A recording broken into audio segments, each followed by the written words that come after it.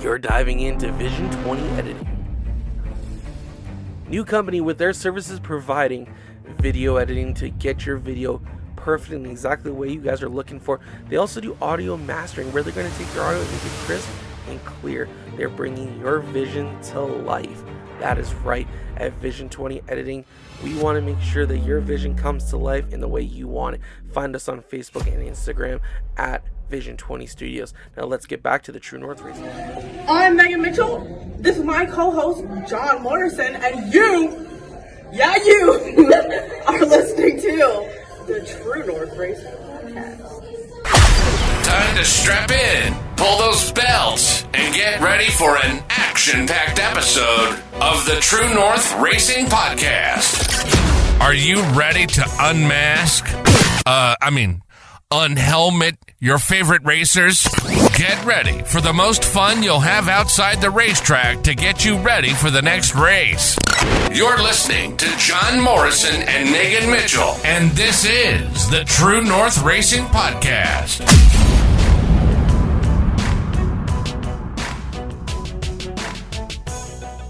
All right, guys, we are doing a crossover episode tonight. This was a very last-minute decision to bring Brandon Feeney on.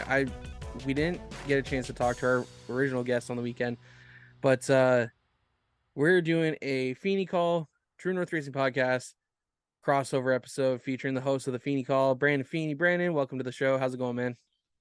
Not bad. How about you? I'm doing all right. How's your season? How are you feeling after the season's over? It's a little bit bittersweet because running the last season that I foresee me doing in a while. There's a few sponsors that are talking about funding me for next year, so I don't retire. But I'm always skeptical when it comes to that kind of stuff because I've had a bunch back out after promising and stuff. So I just don't keep high hopes for that kind of stuff anymore. But that's understandable.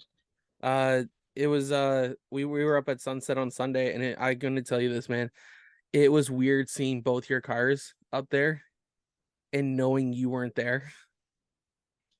That's why I heard. So, like, Cam was messaging me too from the Stickers and Scuffs podcast. He goes, "You know, we're just watching video and it's not your name being called." I'm like, "Well, did they at least do well?"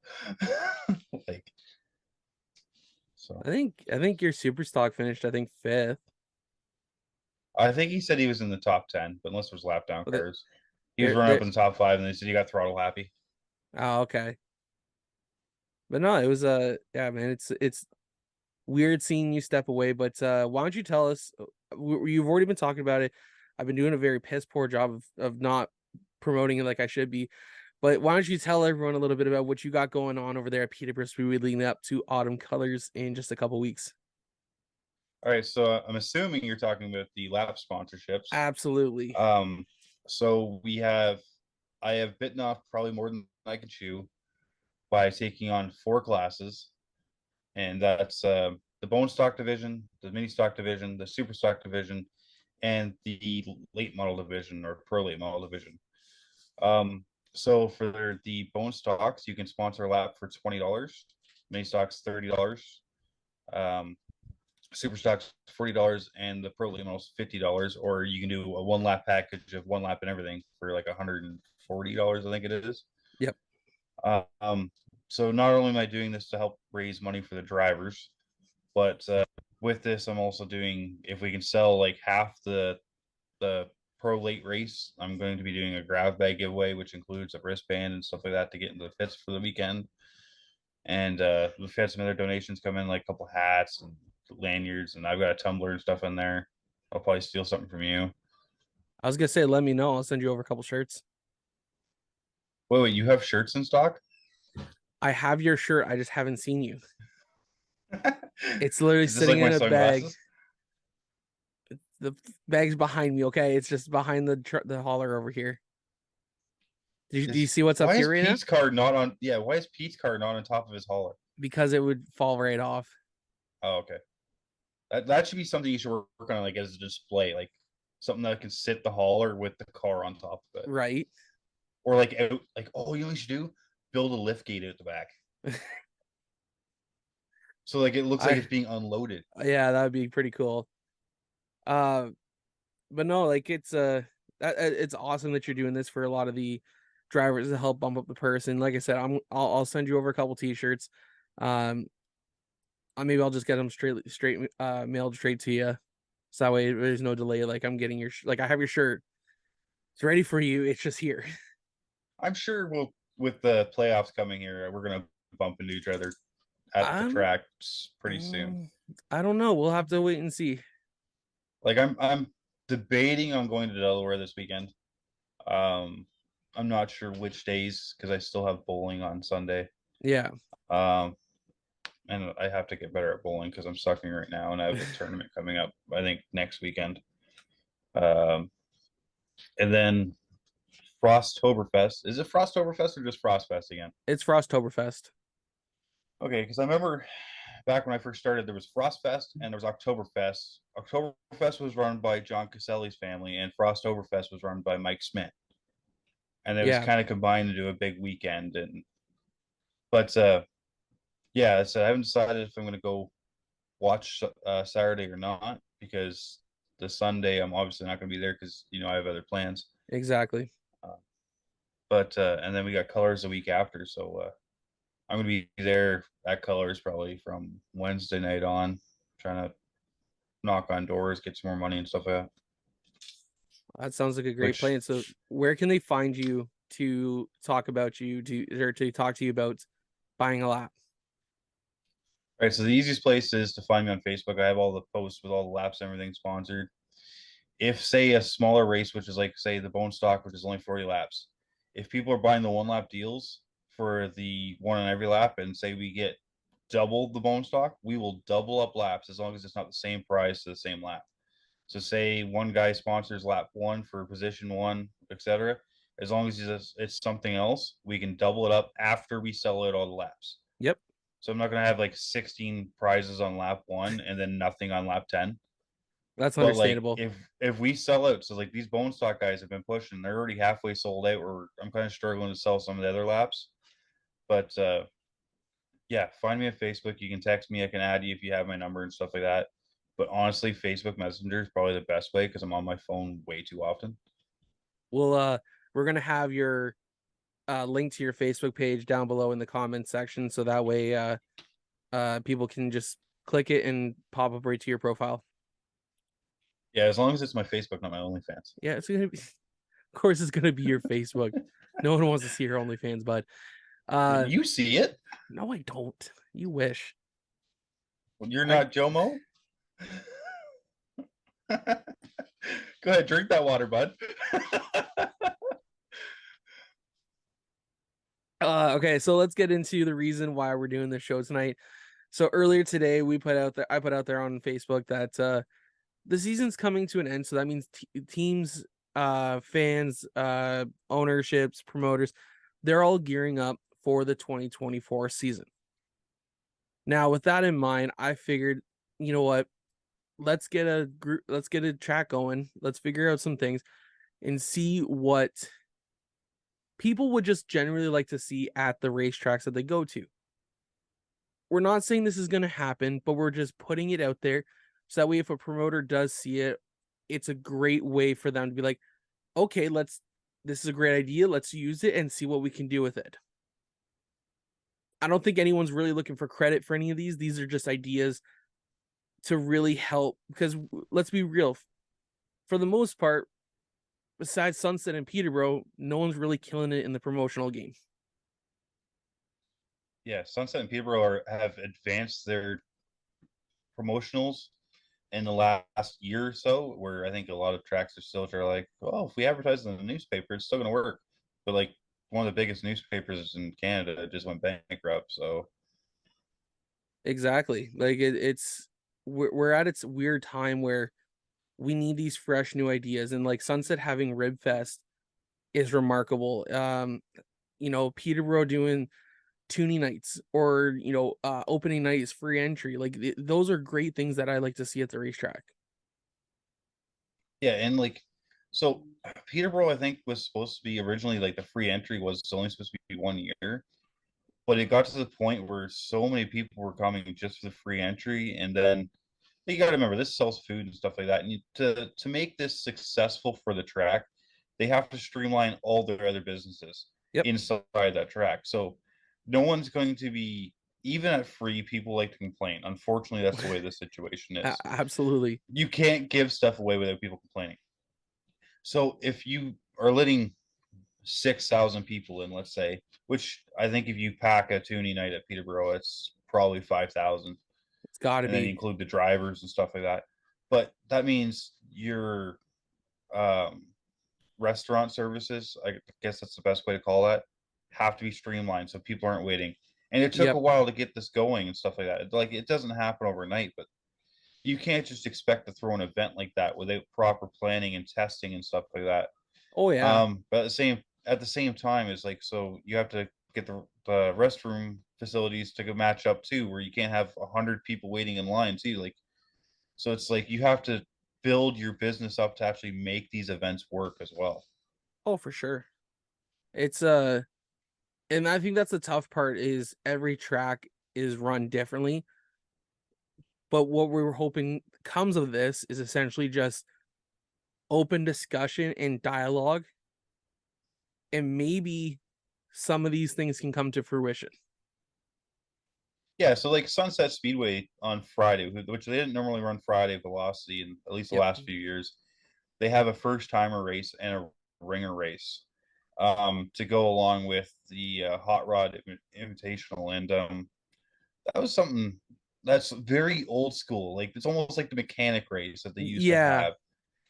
And then like the reverse with the ringer race, which to be honest, I think went well. And there was a couple cars that took some significant damage because it was a winner take all, Yeah. which maybe if it was a thing going further, they can have like a second or third prize money. So it's not like going to turn into, there will eventually be somebody that will junk somebody else's car when they're borrowing it for if it gets big enough.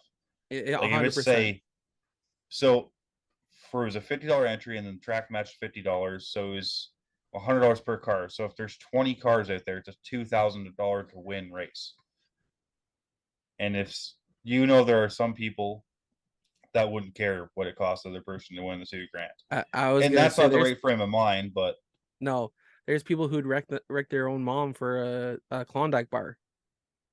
yeah, just for that damn trophy, it don't matter if you Yeah. get the Klondike bar, just to put the trophy, Exactly. because the People. bragging rights of winning a race like that, and like I was kind of confused by the rules of it because I was there Friday night, Mm. and the rules were no mini stock full time drivers, which I unfortunately fell into part of.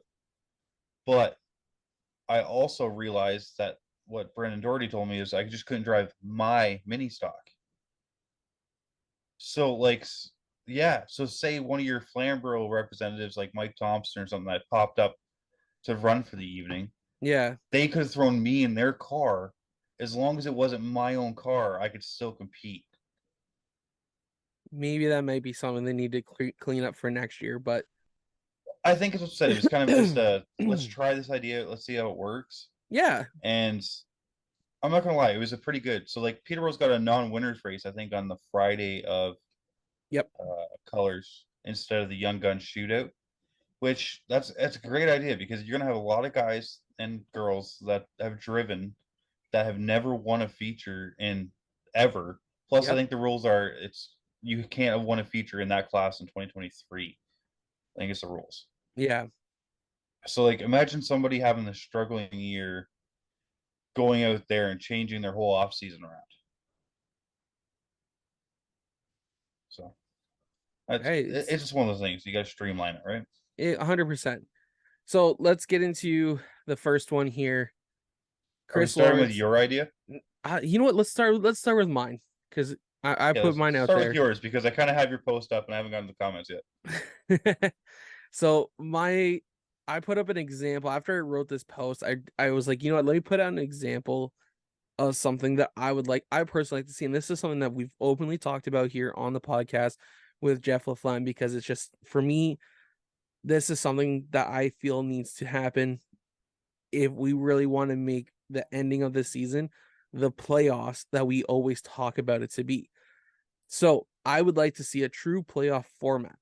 And what I'm meaning by that is essentially any full-time car from anywhere in Ontario is eligible for this, but you have to run Sunset, Flamborough, and Peterborough's events. There would be a separate points fund, and then whoever gains the most, then they would have their own point system. So whoever, and I don't know how this would work, but again, this is just an idea that we can throw out there and see if it works. There would be we need obviously some good backing here because we'd have a separate points fund for the drivers to compete in all three events, and then is crowned the Ontario champion in their respective decisions. I would only keep it to the pure stocks, mini stocks, and late models, only because the super stocks have been pulled from Frosttoberfest. Doesn't seem fair to only make it a 2-race event for them, but I want to see 3. Well, here's the thing is, so think about you go to the Cup Series, Truck Series, Xfinity Series. Their playoff races are different. Oh So yeah, you could even if you so you could do a Delaware Sunset and Peterborough 3 race for the super stocks. that's true. But the thing though is that with where Delaware finishes, it's also the quick series. So you're not always going to get the best from every track But to here's the there. thing is, in 2024, I've heard rumors, and this is 100% rumor, so if it's wrong, I apologize. I heard that the Quick Series will not be the finale at Delaware Oh, during the Great Canadian Weekend. I think they're going to go on their own separate weekend, if happens at all. okay. Um, so I've heard that they're possibly including another track. Um, this is just the grapevine, so this is all Yeah, rumors yeah, and speculation. But if the Great Canadian Weekend becomes truly an invitational again, that could work. absolutely. If it's its own standalone event and not a championship night for Delaware, because the thing is, I want to see all the tracks end either Labor Day weekend or the first weekend after Labor Day. Then that way it frees up that end of the year for these guys to gear up for the playoffs. Because there's guys I've heard that are Flamborough regulars that would love to go run Velocity, but they can't because it's a points night at Flamborough. The schedules need to really align here between these tracks to make this a possibility. Even in the regular season, I think the schedules need to align. With Delaware running Friday for pavement, it really helps out the car count, I think, because Absolutely. there are people that will run every day of the week if they had the chance. Um, no words of lie. It's just No, we all love what 100%. we do, but this is what I'm wondering if 3 tracks on Saturday are making car count stretched thin, especially when you're talking about like super stocks and stuff like that when you get up to higher end classes. I'm wondering if one track, if like we had a meeting or whatever like that with the Flamborough, Sunset, and Peterborough, Yeah.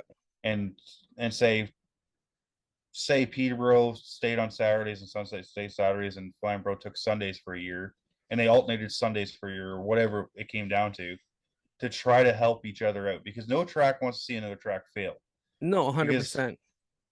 because it is bad for everybody in the long term to watch another track fail. Absolutely. Be- But I think because the only it's go ahead. I don't think that could be viable because though again, it's one of those things. In theory, it sounds like it would work, but we're not. And I'm just gonna use. Let's see. I'm just gonna use Kaylin because she's over in Brantford. I can't see someone like her wanting to go up to Sunset, um, or Peterborough because of how far the drive is for them. Right. Oh, it's And it's for a local driver that only stays local. It's always going to be they're going to run their local home track. exactly right. But but you take up those guys that do a tour and stuff like that. Like an Alex So Stewart, Brady Cox kind of thing in the pure stocks. yeah, or like you take Roy Wilkie that Yep. worked great wonders at trying to get the super stocks going. I guarantee he would love to test for Quick more. Oh But yeah. because he's running Saturdays every week at Flamborough trying to support his home track division, he can't go test at these other 2 main tracks that would help him in the points. Whereas somebody that runs at Delaware can use a Saturday to test anywhere they want. That's true. So, like I said, people are going to stay home track are always going to be just home track. Yeah. Like they maybe travel for the end of the year and stuff like that, but they're not going to do 3-4 races a weekend. No. It's too much for some people. 100%. Um So like I said, these are all just ideas we want to hear or that we think could possibly be. Like, again, my idea here with the whole 3-race playoff series, we need the backing first.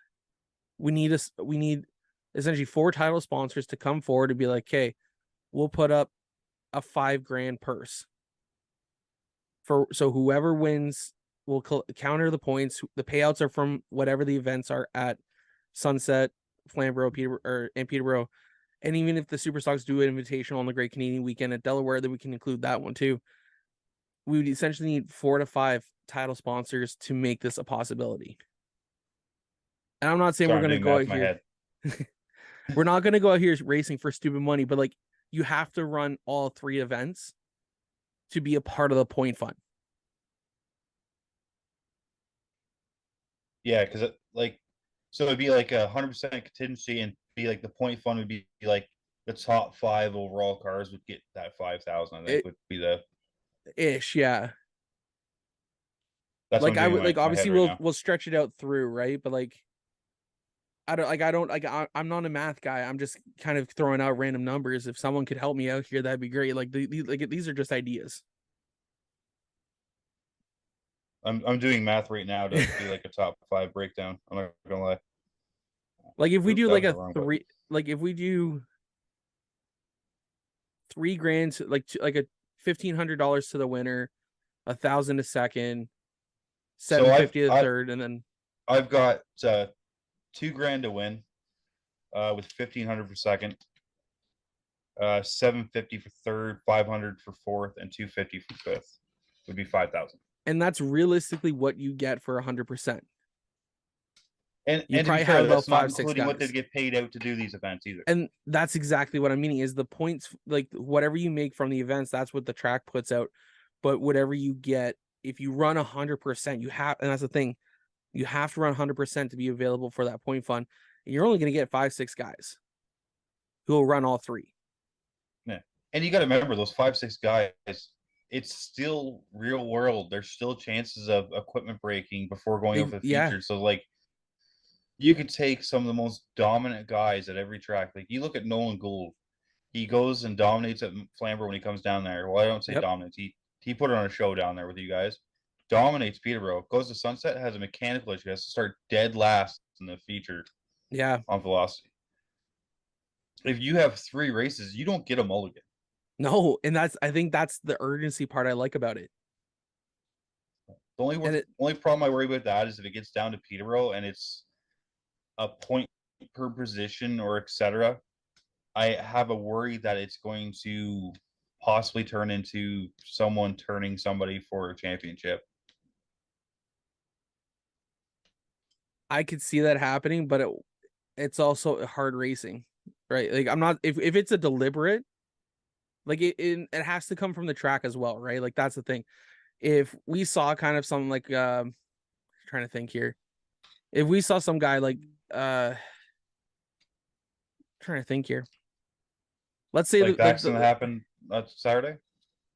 Yeah, like that, like if it got to that, both drivers would be cut from it. Like you'd have to make it black and white Yeah, you because had like we an want appearance integrity. policy. Yeah, we want these drivers to show integrity and be, we want them to be, The you're going to be best the representative champion of of their on. class. Yes, we want the champion to be the best representation of the class for the whole year. Those are what the people we're going to look up to for the next year in regards to their program, the way they handle social media, the way they handle themselves on and off track. Yeah.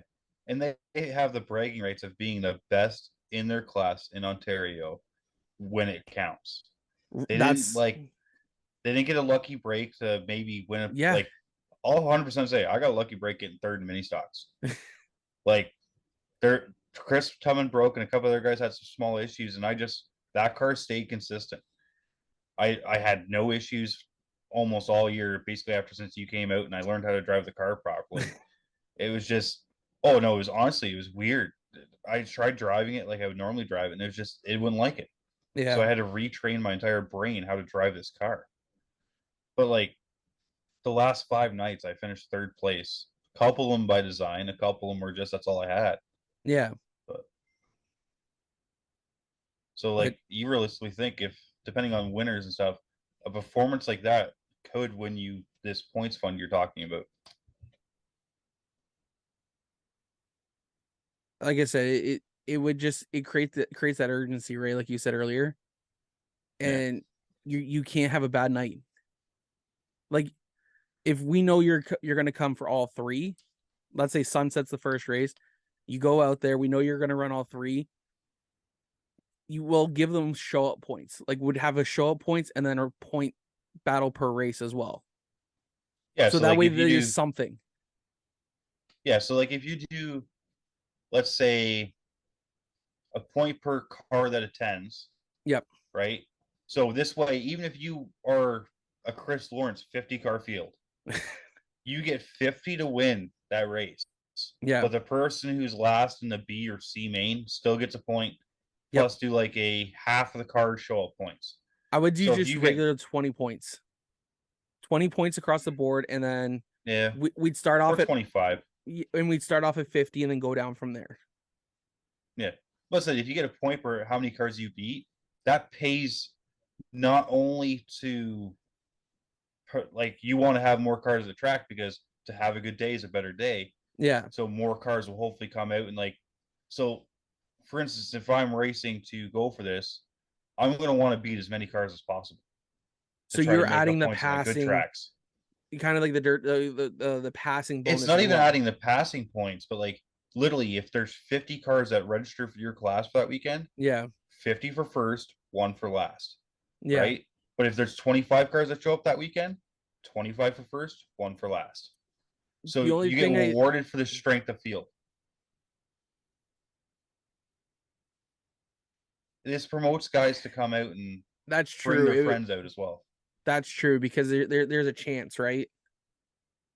Well, it I also think gives the time. So, say at Delaware, as for example, you can go down there and there are guys that were leading the points that didn't make the A main this year. yeah. Like, you know what I mean? Like, it's bad luck, but you come back stronger next week. Yep. In this format, you wouldn't have that, but at the same time, you're going to want to bring all your friends from there to try to make those points up to the next race. That yeah.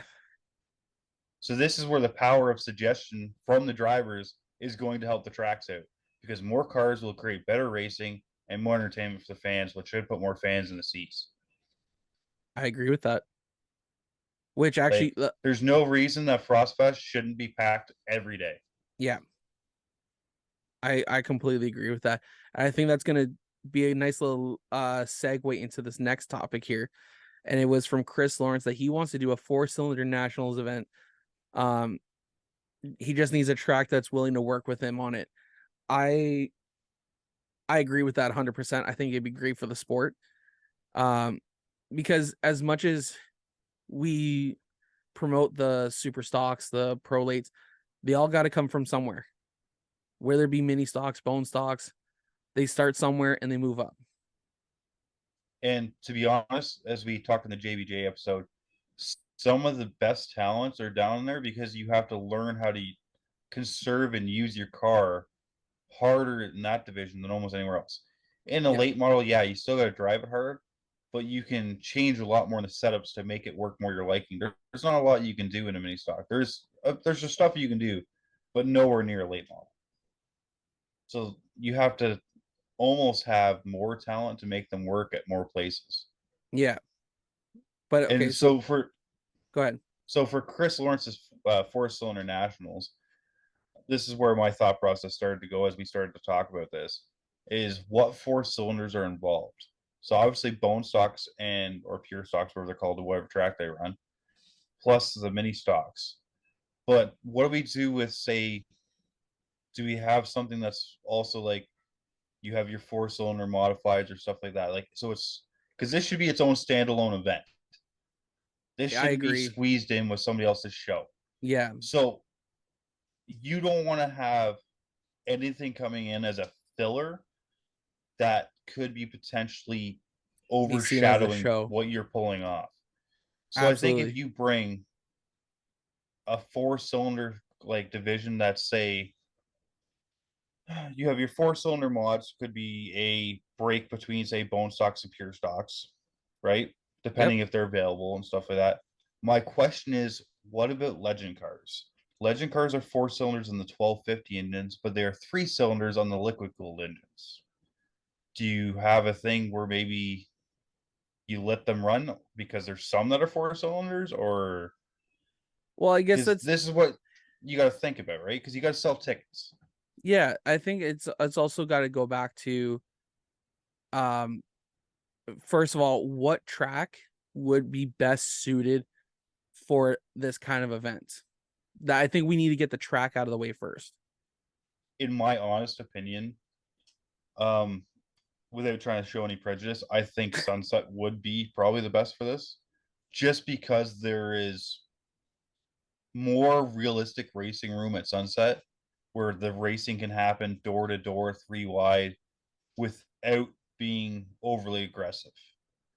Not trying to say tracks create racing certain ways, but But if they you do have though. to, but it's not the track's fault with people getting aggressive.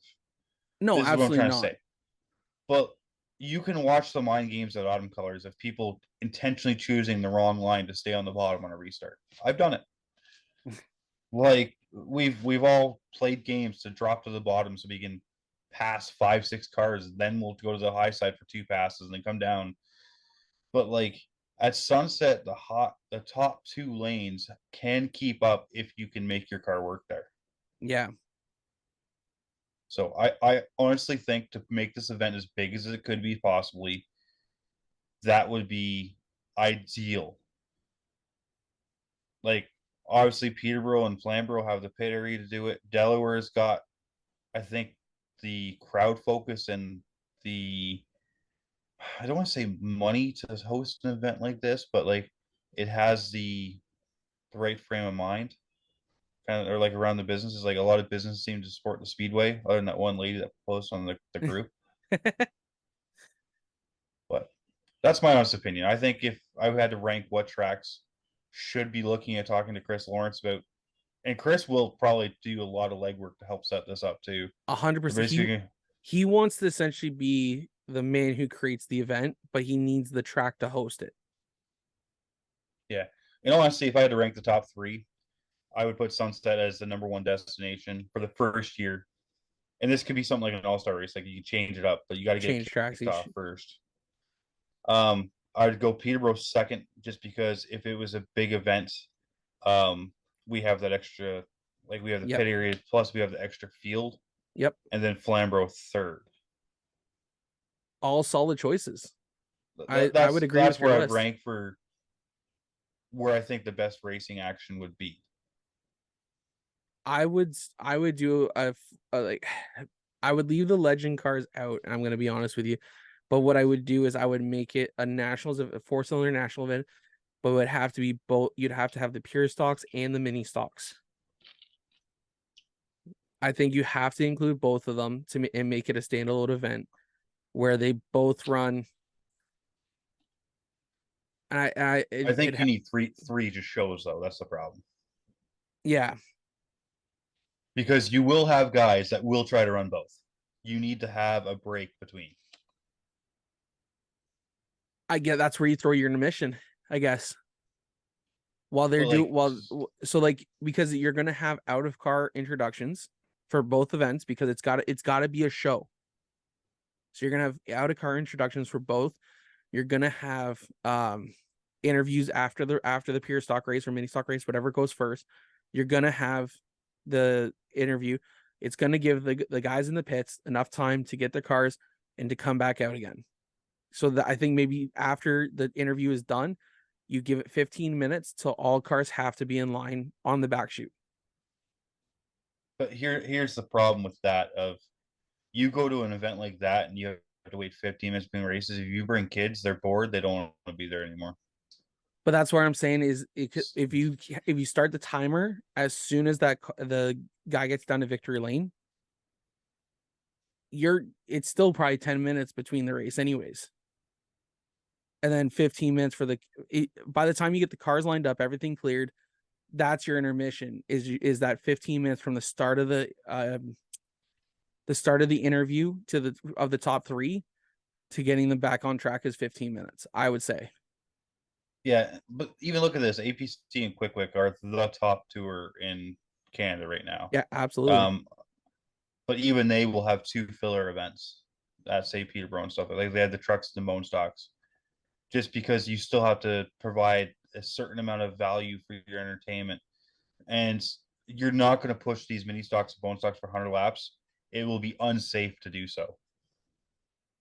100% it You're would be. going to so it's not like we can just sit there and do 100 lap races and fill more time.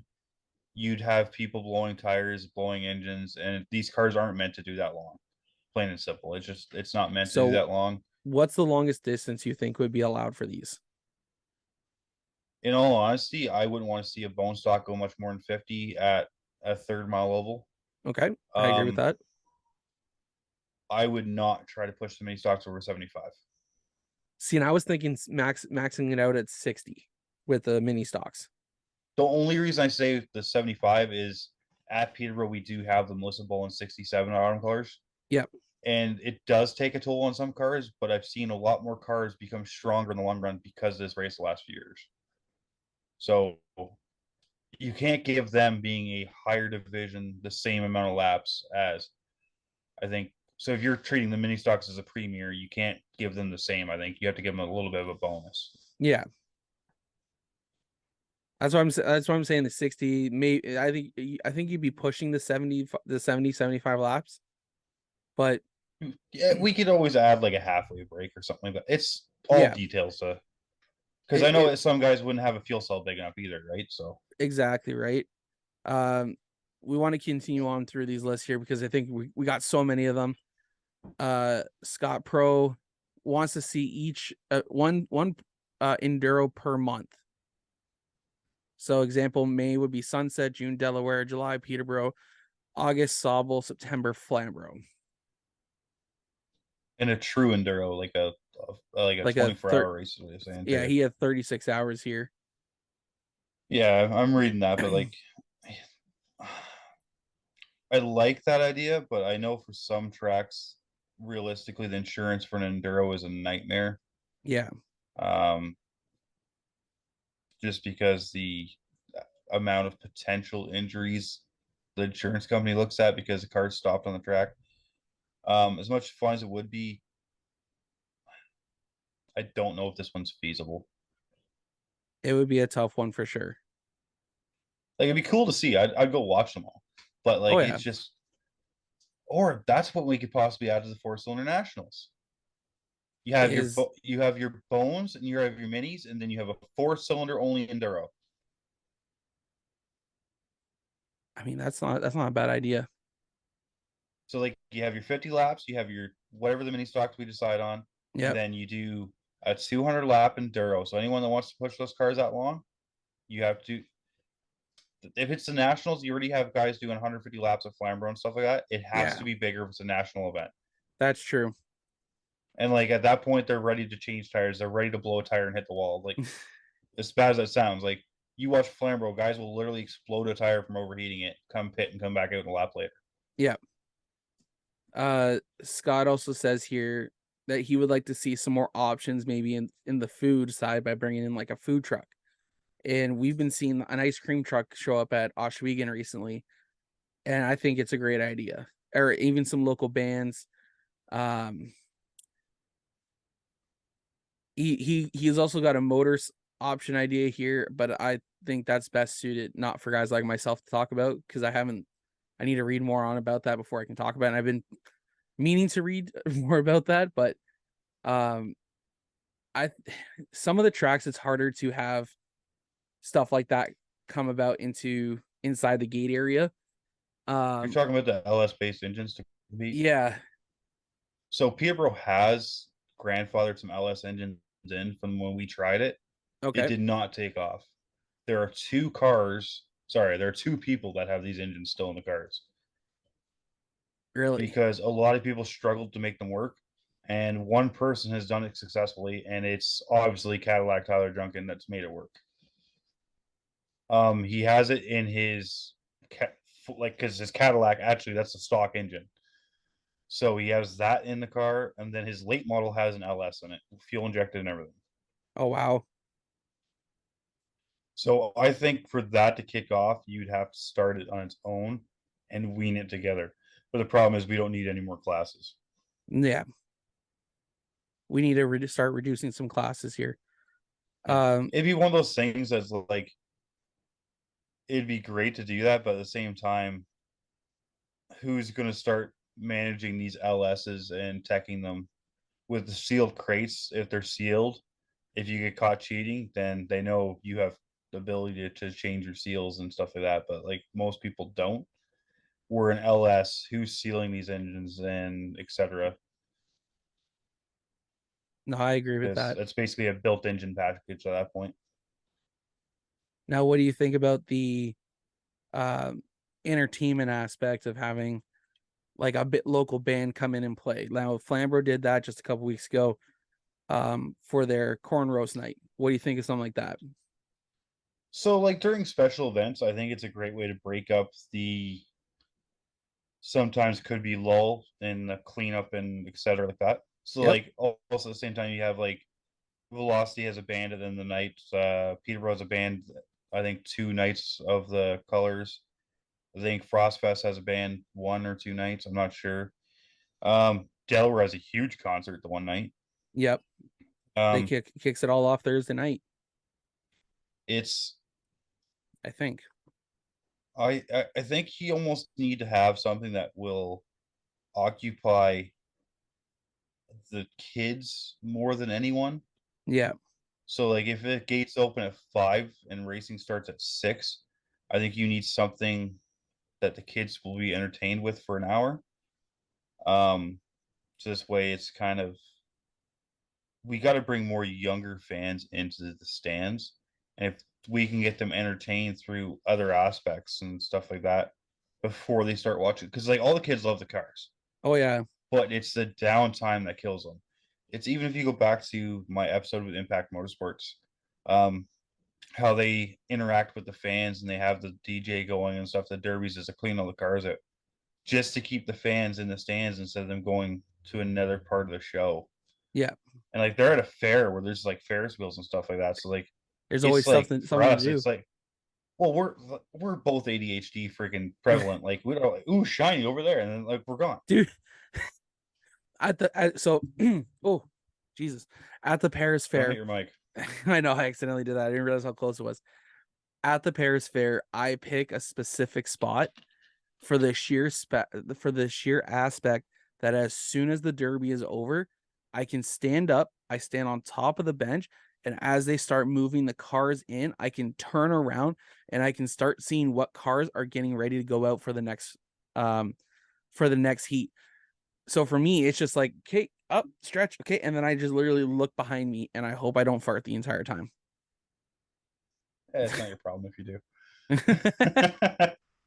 So I will tell you because like I know you like watching the demolitions and stuff too, Oh yeah. because it's working the demo cross. I don't even want to say working, but like being a flag guy on the demo cross is a whole new perspective. And I'm talking with them right now about if I'm doing this again, about maybe I might have to borrow your hat cam for my GoPro. So putting a live GoPro basically as I'm this close to the action. Yeah. I think that'd be pretty cool.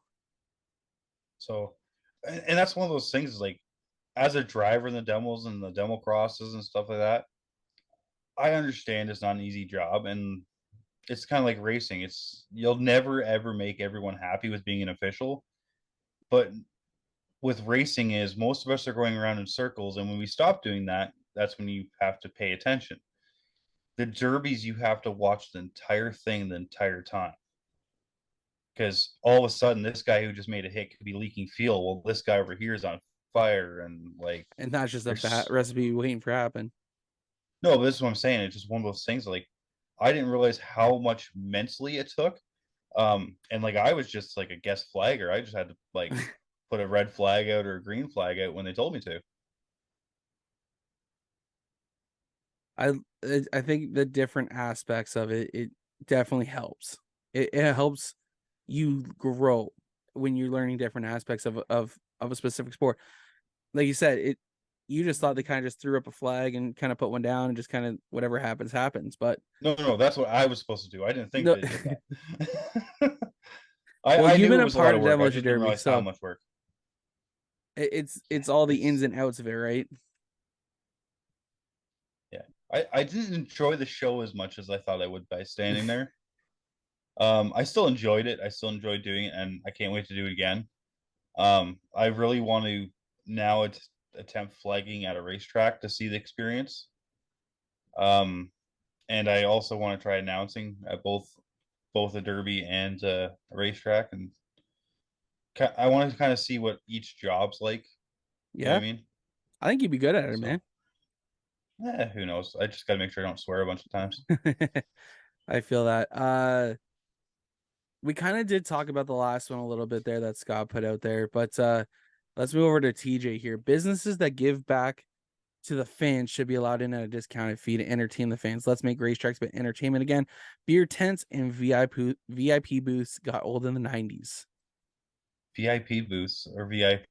I don't know. I think people would pay premium for a VIP booth And instead of using the porta potty. they do pay a premium for a VIP booth. Um I do like the idea of bringing, having entertainment at the track. Now, do you know who TJ is or TJ Martin?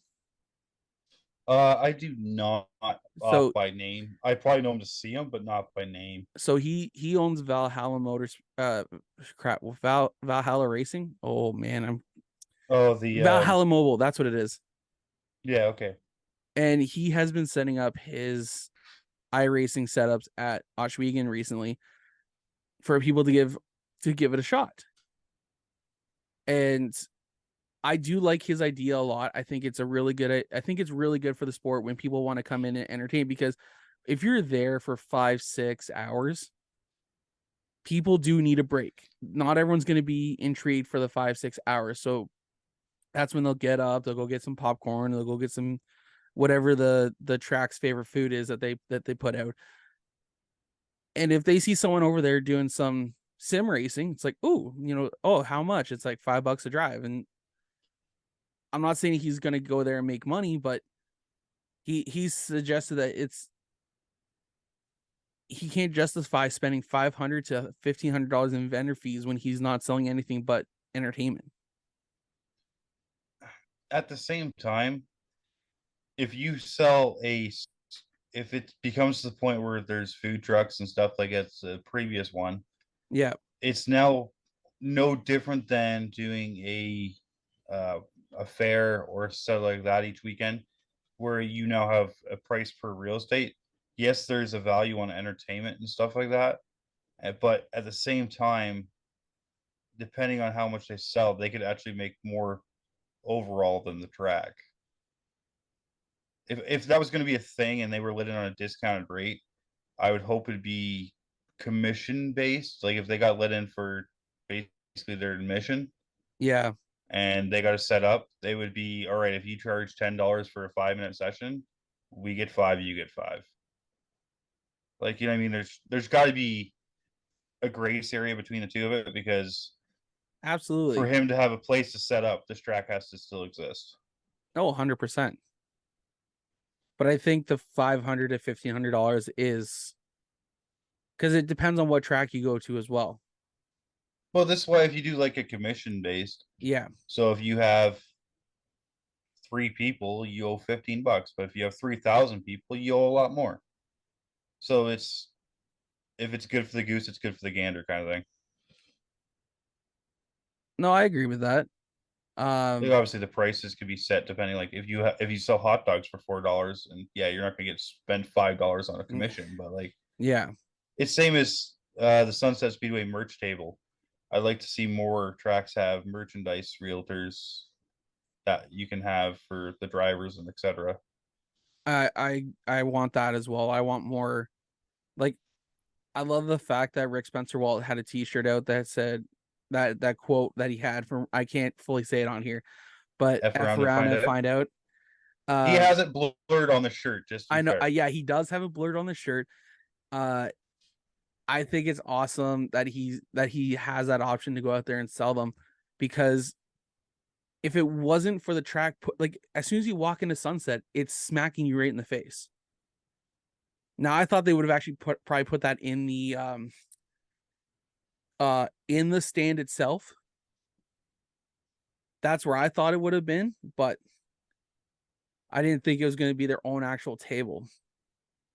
But to be fair, everything is kind of in that area. So like if It you're going out is. for food, so it's kind of like if you go for brownies at Peterborough, you're going to that area. Like you know what I mean? Like if you're going to go buy things, it's going Why'd to you be gotta bring up brownies? because I know you're going to be a fat guy and want some. Sorry, I'm getting warm, so I'm taking the sweater off. Oh, This easy is there, buddy. OnlyFans This is now. this. Oh boy. So I'm also trying not to like sit all the way up, so I look like a freaking giant right now.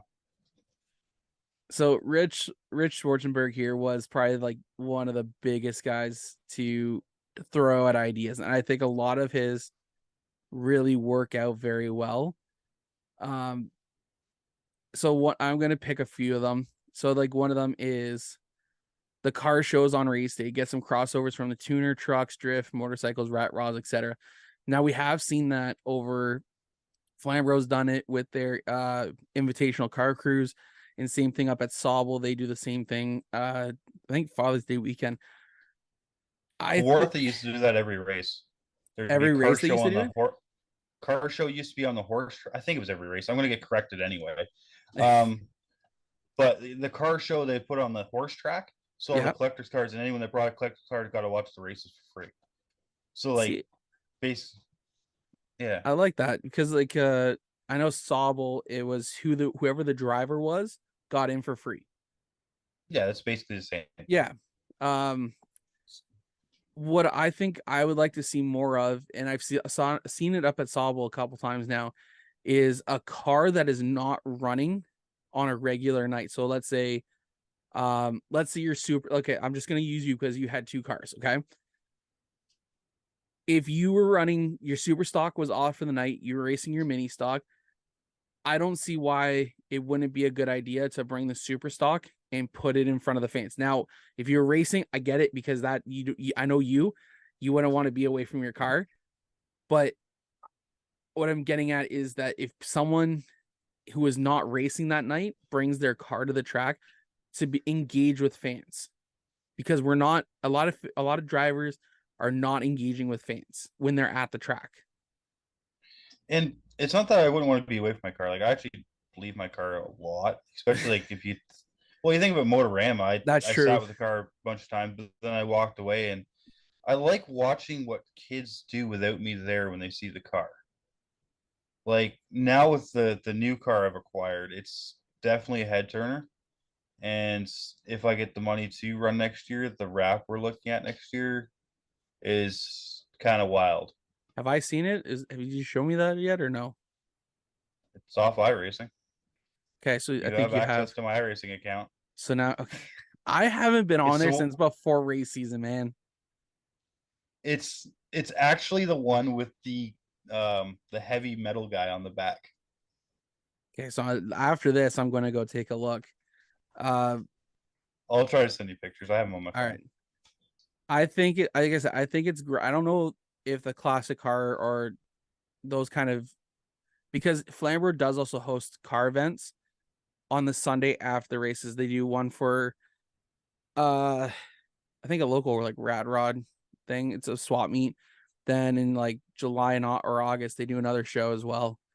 Yeah, Peterborough Featuring a has lot like of Fox tuners. Fest and stuff too. Yeah, Oh, I that's what I think we need to do. Have a car show where it's literally one side of the display, whether it's out in the main concourse, etc., is like your young tuner crowd, and the other side's your like old school American muscle. like that idea. Invite like a couple people out that you know, and Have like a couple clubs, like make it respectful, obviously, like yeah, so we're not turning into a freaking one of these stupid goddamn takeovers that are freaking bull crap. If you build, that's the only kind of car culture I don't respect. If you're going yeah, doing burnouts and hitting people, you are dumb. yeah, absolutely. Whether you delete that or not, I don't care, but that's my Oh, opinion. these are all staying in. Then okay, so I want to get into this one because I think this would be kind of right up your alley, just because on the way that you like how whenever we have the GoPros in your car, there's always a golden opportunity for you to speak your mind, and you 90% of the time take it. But how about 90. I think I'm a perfect record, I think. you are? Even if you go back to my GoPro footage last year at Flamborough, you can hear me yelling at my spotter when I don't have a mic to yell back, but he still heard me out the window of the car. I had to delete it from the footage because Oh my god. so Hayu's a great kid and Yeah, he's learning to spot, but in the moment he told me that there was a wreck ensued. yeah. This is when there was oil in the track and every car wrecked into. So he didn't tell me that there was oil or like every car was There was wrecking. So I fluids went in there down. full song. So I was mad and I yelled at him a bunch of times, called him a bunch of mean names, but that's entertaining after the fact. He laughs about it. And Or I and have what I call teachable moments with him. yeah. Uh I think so. Okay, so moving on to this one here, the contingency corner, like the old Much Music Speakers corner. You got something to I'm not say even with that it? old. Do you remember that though? No, that's not that You old. don't remember? That's not even that old. Like they stopped Like, it like a while ago. Like I don't remember when they stopped it, but is like this I like the remember. booth where you can go in and talk and like say whatever you Yes, wanted to say? yes, Yeah, they play that on Ed the Sock at late at night. yes. Oh, by the way, It you know Ed the it was Sock is literally now a on 90 for 9 The program, Rock? huh? Ed the Sock is now like a main host on 90 for 9 The Rock's overnight show. Is he really? Yep. Oh, didn't know I that. turned it on one day. I'm like, that's Ed the Sock. Uh, you got something to say, whether it's a media person like myself, Cam, or Ashley, or etc. You go to the corner and say it. You can promote racing, sponsors, talk about a good finish, bad one, create the platform to use some of the social media to generate buzz or traction for the next event. If driver X and Y don't like each other, let the fans know. I think that's perfect. As much as we I th- let's be real. Racing is I can attest this. We all do not want it, but racing is the biggest sport you can fall in love with if you love drama and know about it. I say Let's be you keep the real. drivers out that night. The drivers aren't allowed to go until the next week of dealing with the race If because there's a problem between them and another one, they get a week to chill. That's the rule. I agree with that. I do. I like the idea of that, but I like your idea of giving them a week before they do it.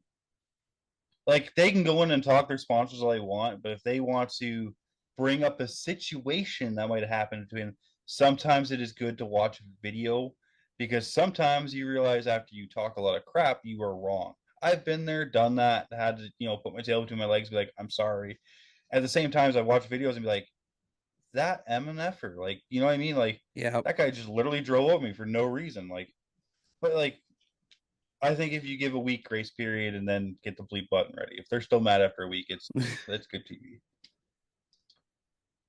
I I I think it'd be great because it gives the people an opportunity. Like I don't think I ever go to a racetrack unless I know I'm going into the grandstands. I will always bring my GoPros to a racetrack as long as I'm not going into the pits. If I'm not going in the pits, if they're not with me, I'm just there to enjoy racing, enjoy the night. But yeah, if anyone wants to try this out this weekend, come stop me at Flamborough. This is going to get up on Thursday or Friday, You're at so Flambeau this weekend? it's championship night. Oh, right. We already talked about this. Sorry, squirrel. Maybe I'll go there. Because So last time I went to Delaware on the Friday, I was going to Flamborough for Memorial Night the next night, but yeah. I was so tired by the time I left Delaware. I slept like by Flamborough on the en route in my Yeah. car. So like I'm like, no, I can't do this. I'm exhausted. Like That's understandable. as much as I love racing, I'm still not going to push myself to the point where I don't sleep for like 3 days to watch racing. And sorry, I'm playing with the buttons on my computer color It's right all now. good.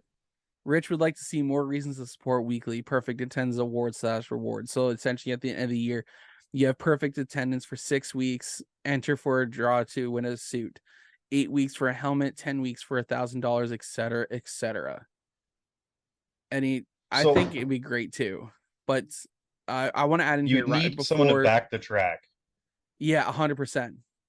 You honestly, if you're going to do a suit and helmet, you kind of need either Grisdale Racing Products or Epic Raceware to kind of step up there and Well, you could do even have so. someone like I think it's Carson Nagy at RPM and stuff like Or that. yeah, They wouldn't have. I was just throwing out names there. Yeah, I was throwing out better ones. Uh, Um, Ryan Hillier over at Oshwegan says they do it by rewarding drivers with a perfect who have perfect attendance with a free pass for all points racing the following year. What do you think about that? I think that's pretty cool. Because if you have perfect attendance, you show up for every race you're supposed to, you get a free pass for the next year. That's gonna save you 25-ish bucks or $40 a night. I Because it's just like for it, but at the you. same time, I feel like it's bad, possibly for the track for someone like me, because I'm the kind of guy that's there every week with one or two cars, and they have to pay me to be there. I think if you do not so much a free pass, I think you get free registration. I think it would be an awesome gift. I If think you that'd show be up and sport every show, your car is registered for free the next year. If especially if you like say you run mini stock in this year and you're moving up and you showed every week and then like right, you're moving up and like fans love watching drivers progression. So like the biggest thing I've ever got talked to when I talk to the fans when like I go try and walk the stands before and after a race, depending on what happened. Obviously, if I'm furious and fixing a wrecked car, I'm not going to go talk to people. I'm just throwing stuff at my trailer. But um, fans have always talked about they love watching me start in the bone stocks and what I did with the Thunder cars and up to the late models and then watch me drive other cars. Fans love watching and supporting a driver move divisions and they get to like a little bit of success and they drop themselves down and relearn again. They love watching that. Where I find some drivers may be missing on some fans because they stick with the class maybe too long. Or say like they might be really good at X class, but then like they won't move to Y class because they're kind of afraid to make the transition. I don't want to say afraid, that's a bad word, but yeah. fans like seeing guys move up and they like Oh cheering for yeah. underdogs and Oh yeah. And they love to see they get attached to you, and when you move up, they feel like they got to retrain who they're cheering for again sometimes. well, it's no different than you and Cam talking to me about seeing my cars with my numbers, but not me in it. Like you know what I mean? Like Yeah. it's the same kind of thing. Fans expect to see you. Like there was a season nobody knew what I pulled out of my trailer that night. Yeah. Like I had 5 cars at my disposal for the entire season, and nobody knew what I was racing that night Yeah. until I got there and opened the door. Moving on here, because there's a laundry list here, and we could go on for hours and hours going over each subject here. Oh, we're probably going to. It just means you're going to edit this tomorrow.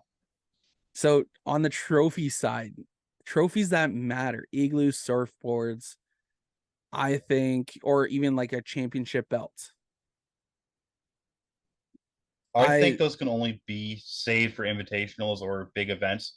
I think if you give away big trophies for every day racing, it takes away from your big event trophies. so I know up at Sobel for every feature win, they do receive a surfboard. Now, But like when you but go to when you Boss of the Beach and you get the surfboard, but you see the guy's got almost the same one. It's just different logo. I feel like it's diminished. Like you don't get an igloo at freaking Flamborough unless you win no, Frostfest. I think I think the difference is they do have just a feature winner surfboard on the night of, but then they also create a special one for their special event. So that way it doesn't stay, it's not as similar as their previous ones. I think the shape of it's the same, and they just changed It's the graphic on it, it. yeah, that's all they do. But like you can Now, only make it so here, big, right? now, knowing that we just mentioned about drama, what's stopping somebody like me going and winning a regular feature and changing it to Boss of the Beach livery. I mean, I don't know what all would entail because I think Image Wraps is the one that does it. All you need to do is find one and have a graphic guy reprint it to the size.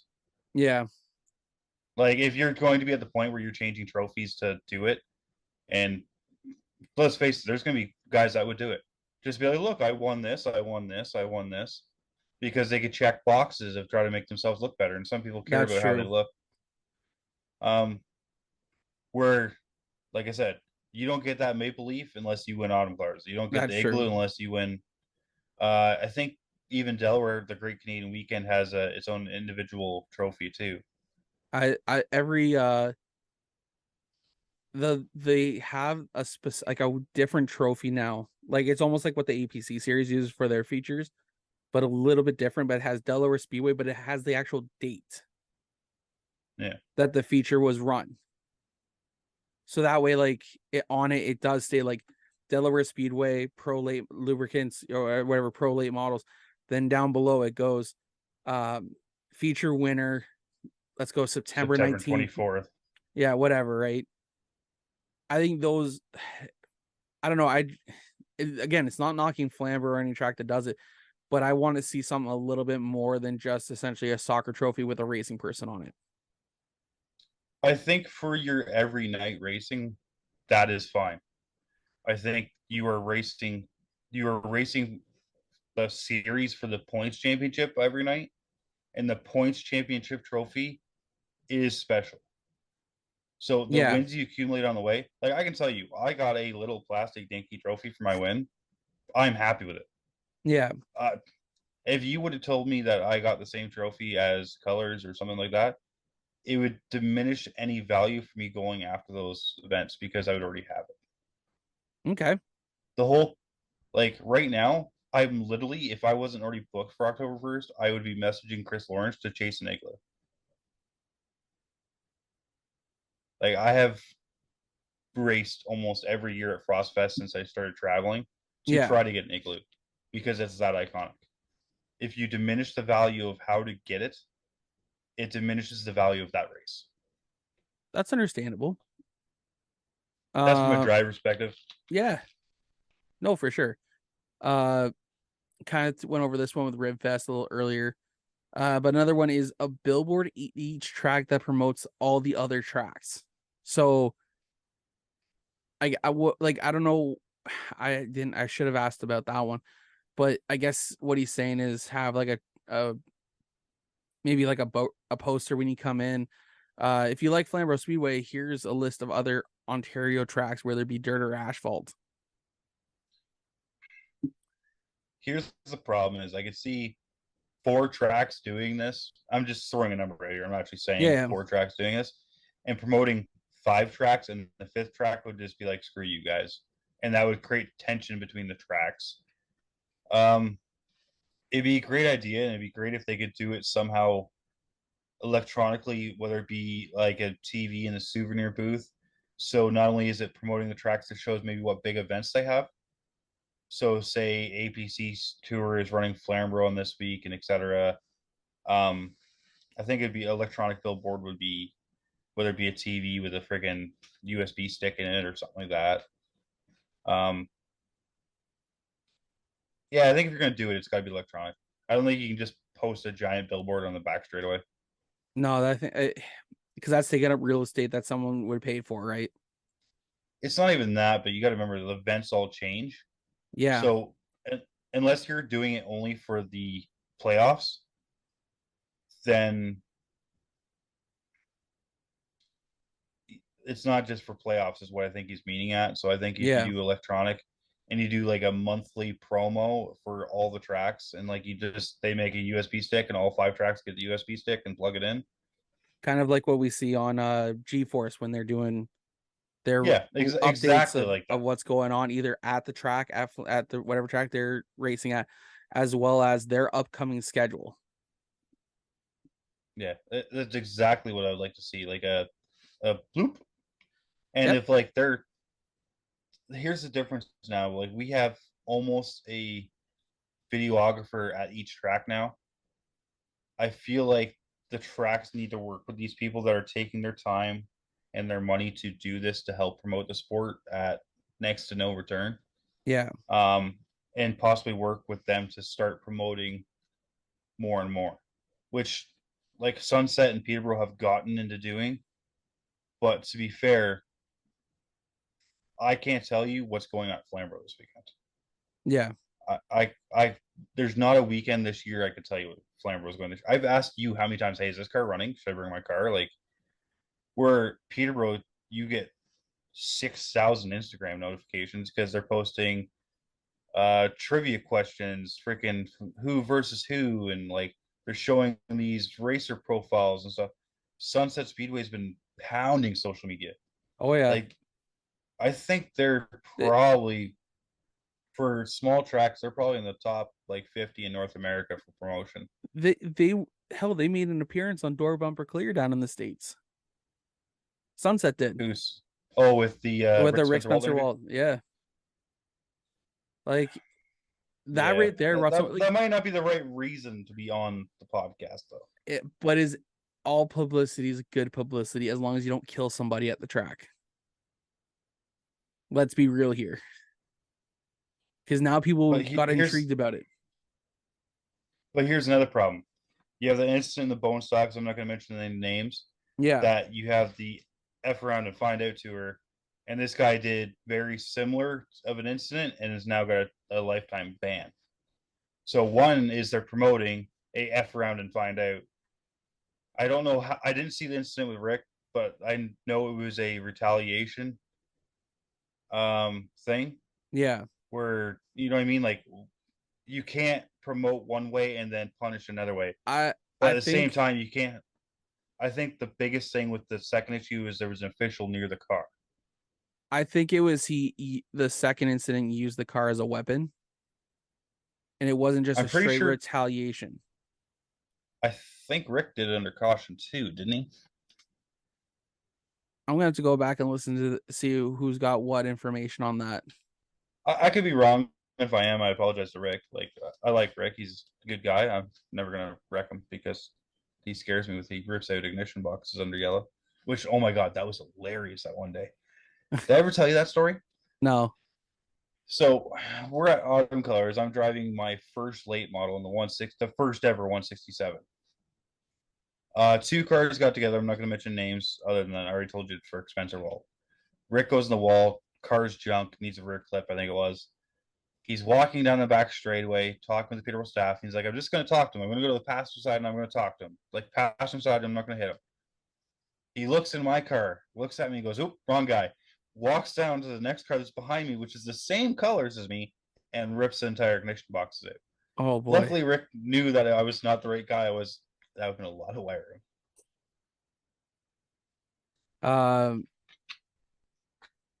Like I said, we're gonna get Rich has another one here. It's Legends Night. Forget about waiting until someone passes the honor. Then we have so many people in the sport that deserve recognition now. Like Ray Hughes, Junior Hanley, Tracy Leslie, Randy Slack, Jason Shaw, Chuck Lawler, Jay Hughes, Don Thompson Sr., Pete Shepard, Ron Lipsky, and obviously the list can go on and on. Maybe do a Legends Night for anyone who is not a Memorial Night, but a kind of do a Legends Night. I don't know. A Hall of Fame night, even. Yeah. I think that's what we need to do. So you do. have like your Stompin' Tom Walters, your Glenn Steyers, like your current Hall of Fame members and stuff. Even the Tracks Hall of Fame. It'd be hard to do something for Glenn with number 0. I think there's a lot that could be done there. Well, they did the Junior Hanley Classic and stuff like that. And the Alan Lankin race wasn't originally a memorial. It was It just ended up being that way, unfortunately. Yeah, unfortunately, it was really bad timing. Yeah. Well, not bad timing. It was just, You never want to see someone that young go that early, right? No, especially with somebody with a passion in the sport. Sorry, I'm reading at the same time if I'm not looking at the camera properly. It's all good, man. But this is I think Sunset started out with the Junior Hanley Classic. We've seen other tracks kind of do like the Bill Zardo Memorial and Like Flamborough But has the once again, Memorial that goes Night, back but to it's the memorials he's talking about, yeah, which it's but nice to show the recognition for the people who have passed. But I but do see the point of, but who do you pick at each track? Um, well, let's see, Pete Shepard. I would assume that would be a. I think Pete Shepard was a lot of Flamborough early on in his career. I think but maybe that's the even thing is, Delaware. Like that e- person has to mean a lot to the track. so, like Ray So Hughes would be for the CVMs. I'm assuming. Um, but like we've had this like we had this discussion with the CVMs because we sold some lots for the Memorial Night just recently, and someone wanted to put down David and Gary Elliott. Well, they haven't passed yet, so we can't really memorialize them because they haven't. But I think we do need to do a Hall of Fame night. Maybe that's where when they induct people into their Hall of Fame that night or something, yeah, and and like create the legends so, there. and that's the thing is, not all tracks have their own Hall of Fame. That's yep, I think that needs to be something that track owners need to. It's. I don't think it takes up a lot of real estate. I do think it takes up a lot of time to decide because obviously you can't just put Junior Hanley as the number one entry at all tracks. Um, obviously he's a big man to the sport and stuff like that, but there are people that have done more for racing. Like you think about if I bring up the name JBJ at Delaware, nobody knows who I'm talking about. yeah, Where at Peterborough, half the crowd is orange. Like you know what I mean? Yeah, I think we maybe even do like if you're going to do the Legend Night, maybe do like a Hall of Fame night, and you can turn that into a ceremony each year with say if you do two members a year, if they still own cars, which is something we've talked about going and visiting barns and stuff like that to find cars and stuff, have them there with the car, stuff like that, and people can meet them and etc. And anyone from the class from the years prior could be there and etc. But like the main focus would be on the two new inductees. yep. So maybe that's something work instead of a Legends Night, a Hall of Fame ceremony night. So I think that'd be a good idea. which which at the same time it gives drivers like me will never end up in a Hall of Fame or nothing like that, right? But like it's one of those things that if you get someone that's special at a track, they deserve the recognition, I think. Absolutely. Um, I don't know how I feel about that one. I'm gonna leave that one alone because after the incidents that we saw on Sunday at the Sunset, I'm gonna leave that one alone there with the junior lates and young guns race. Um, the inflatable driving screen and invite I'm gonna change it to families, teams to stick around and watch like 6-pack Days of Thunders or Cars. I think Cars or Cars 2, maybe even Cars 3 because I like Cars 3 a little bit better. Um, but I think well, he's got the right idea. Have the screen on the infield at the end of the night, and I think you could do something a little bit more with that because I think you could also make it like a sleepover on the infield.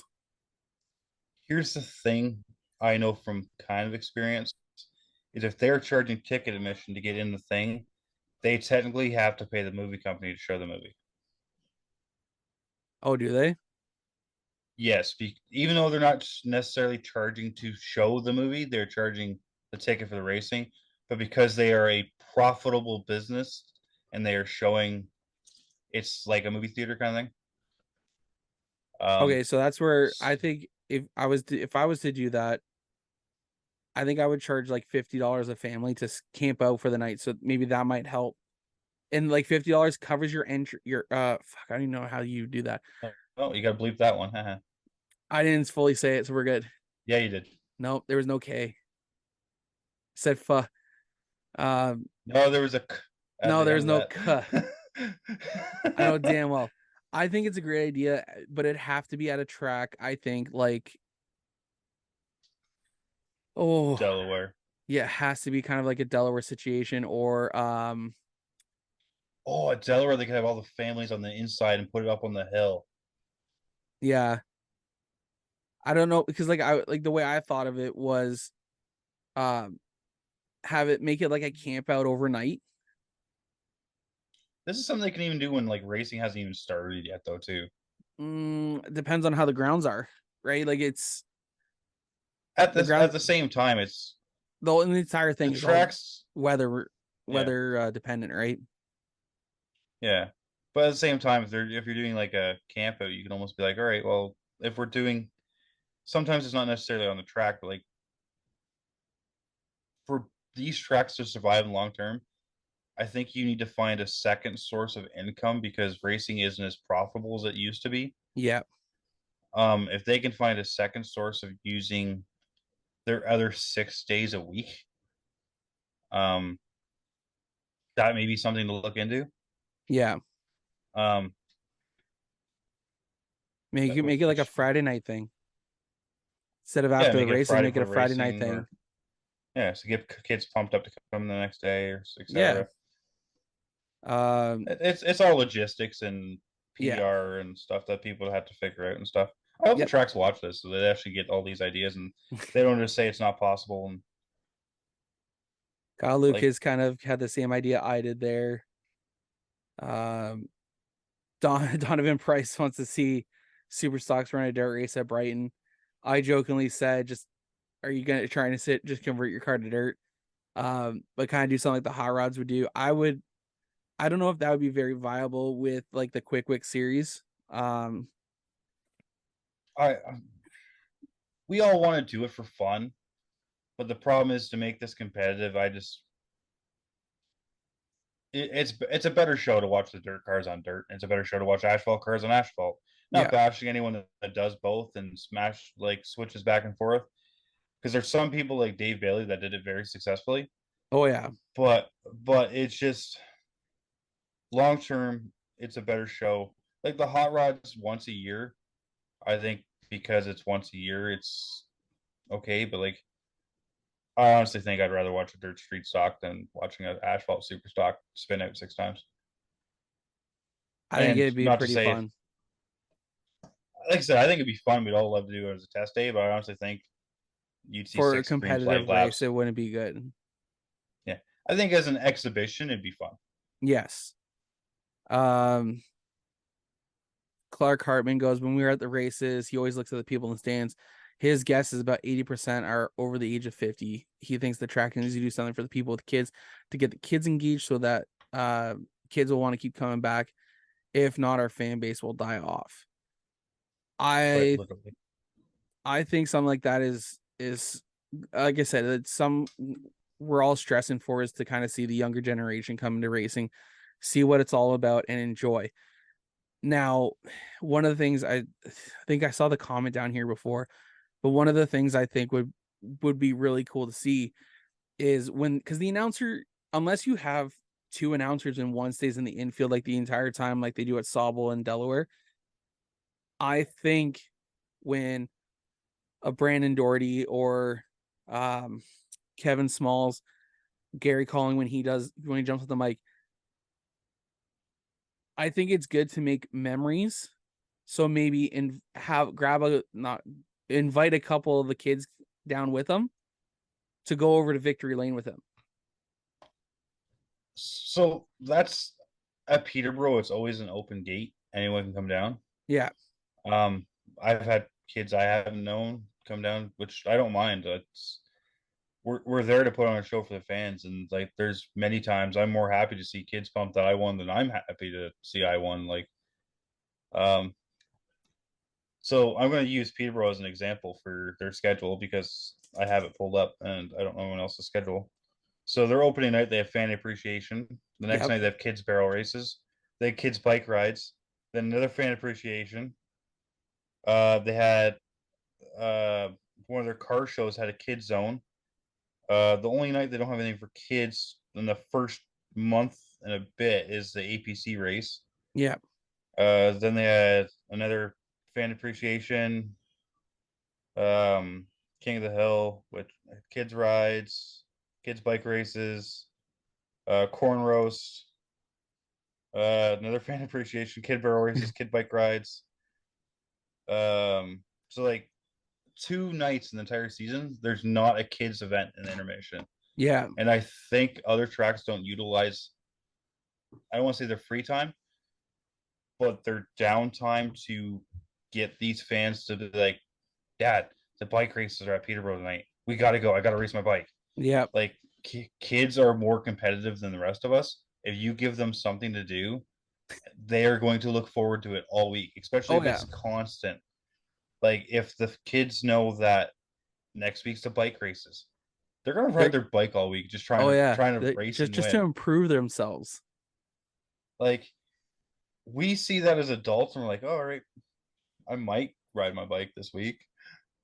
I'm not going to. I still would like to do a driver and crew, like on a kids bike night, do a driver and crew race where like anyone who brings a bike who's from the cruise, especially the cruise, I would like to see. Winner takes home $100, but that $100 goes towards a charity of their choosing. That could be. Oh, sorry, I just thought about something about Chris Orange's thing. I'm gonna message them. I'm not gonna share that part on here. Um, but yeah, it's. I agree. We can have like a charity race aspect to it, but instead of doing that, I would more like to see the drivers versus the kids because that would be a more of a moment for the kids. Make the drivers have to do 2 laps to the kids one, or the drivers have to start a half lap back. To be fair, most of us drivers would just ride with them. 100%. 95% of us aren't Lane Zardo and we're kind of fat and they're going to pedal us anyway. You guys So are just like out for a Sunday drive. Meanwhile, they're just like, gotta win. Yeah. Or just tell us we have to run the outside group. Yeah. We're not allowed to run against the curb. We have to run what would be considered the second group. Yeah. And like, you know what? The kids will love it because they're like, oh my God, we're riding our bike against, Lane Zardo. Like, yeah. It's and those memories. I guarantee you, I don't know if Lane watches this, but I guarantee you a guy like Lane Zardo would be all over this. I think so he too. Loves interacting with the kids. Same as Billy Zardo. You have guys, you would see JBJ on a bike, a Fat Mike on a bike at Peterborough just to make the kids happy. Absolutely. You know what? Any tracks who are listening, like these are just ideas. If you guys want to take them, like feel free. These are just stuff that we talked about earlier on Facebook. I like the idea of the open gate. I want to see more tracks do a family ticket. Not a lot of tracks do that. Sauble doesn't. Flamborough does. I think it's $45 or $50, and it gets 2 adults and up to 4 children in. So Peterborough has a family pack. I don't know what it costs. I just closed the thing instead of looking at it. But I think it's 2 adults, 2 kids, plus hot dogs and drinks and everything. I would like to see a family combo like that where you buy $100 and it gets you dinner and for your entire family. Yeah. Which or whatever. Let's face it, like as a dad, you know how expensive crap is right now. Yeah. To take your kids out for that long, $100 is actually still a good value. Absolutely, it is. Why do you think the drive-ins are still successful? Candy. Like as much as they're dying off, they're still successful if you utilize them properly. Like, we kind of talked about that. I was just looking at I was looking at the drone footage one. I agree. Every track should have a track drone to promote the racing, dude. Because that is the best view ever. Get a damn drone. I want to get a drone. That's been my goal, is to get a drone because no, I'm not saying I want to do hire like somebody with a drone. Well, what kind of money do you think I have over here? Enough to sponsor the vintage late models. The vintage late models. Isn't that what it is? Canadian vintage modifieds? Yeah, it's modifieds. They're not late models. Oh, yeah, my bad. Oh, that'd be awesome. Canadian vintage late models. That's it's basically just limited lates, but like all metal bodies. Yeah, we kind of went over like that one. Megan's even willing to put together a kids club program over at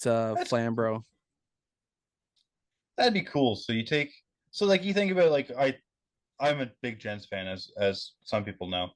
They have like what's called Toolsies troops and stuff like that. So like a big player from that's played, and like, you know what I mean. They have like their kids club and stuff like that. I Yeah. think if you took, that'd be kind of cool. Like, yeah, I think that's kids club something they could.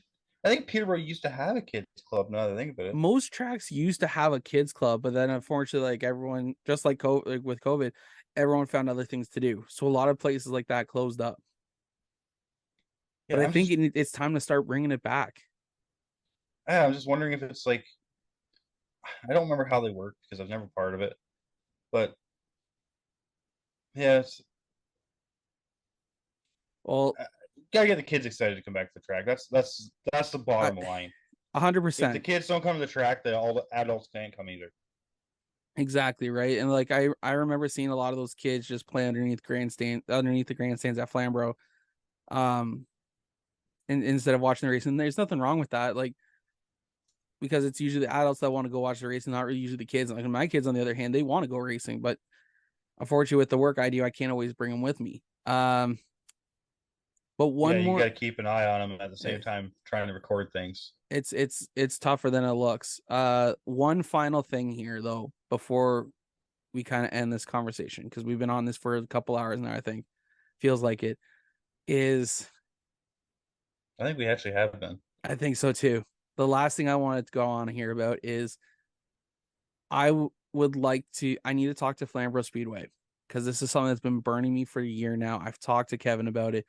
I've talked openly about it. I think it would be a great opportunity for the track, the fans, um, the drivers, the crews. I would like to do a paint the track day. So I would like to go in. When I want it, I would need to talk to a couple people because I want to get sponsorship from like a Sherwin-Williams, or something like that.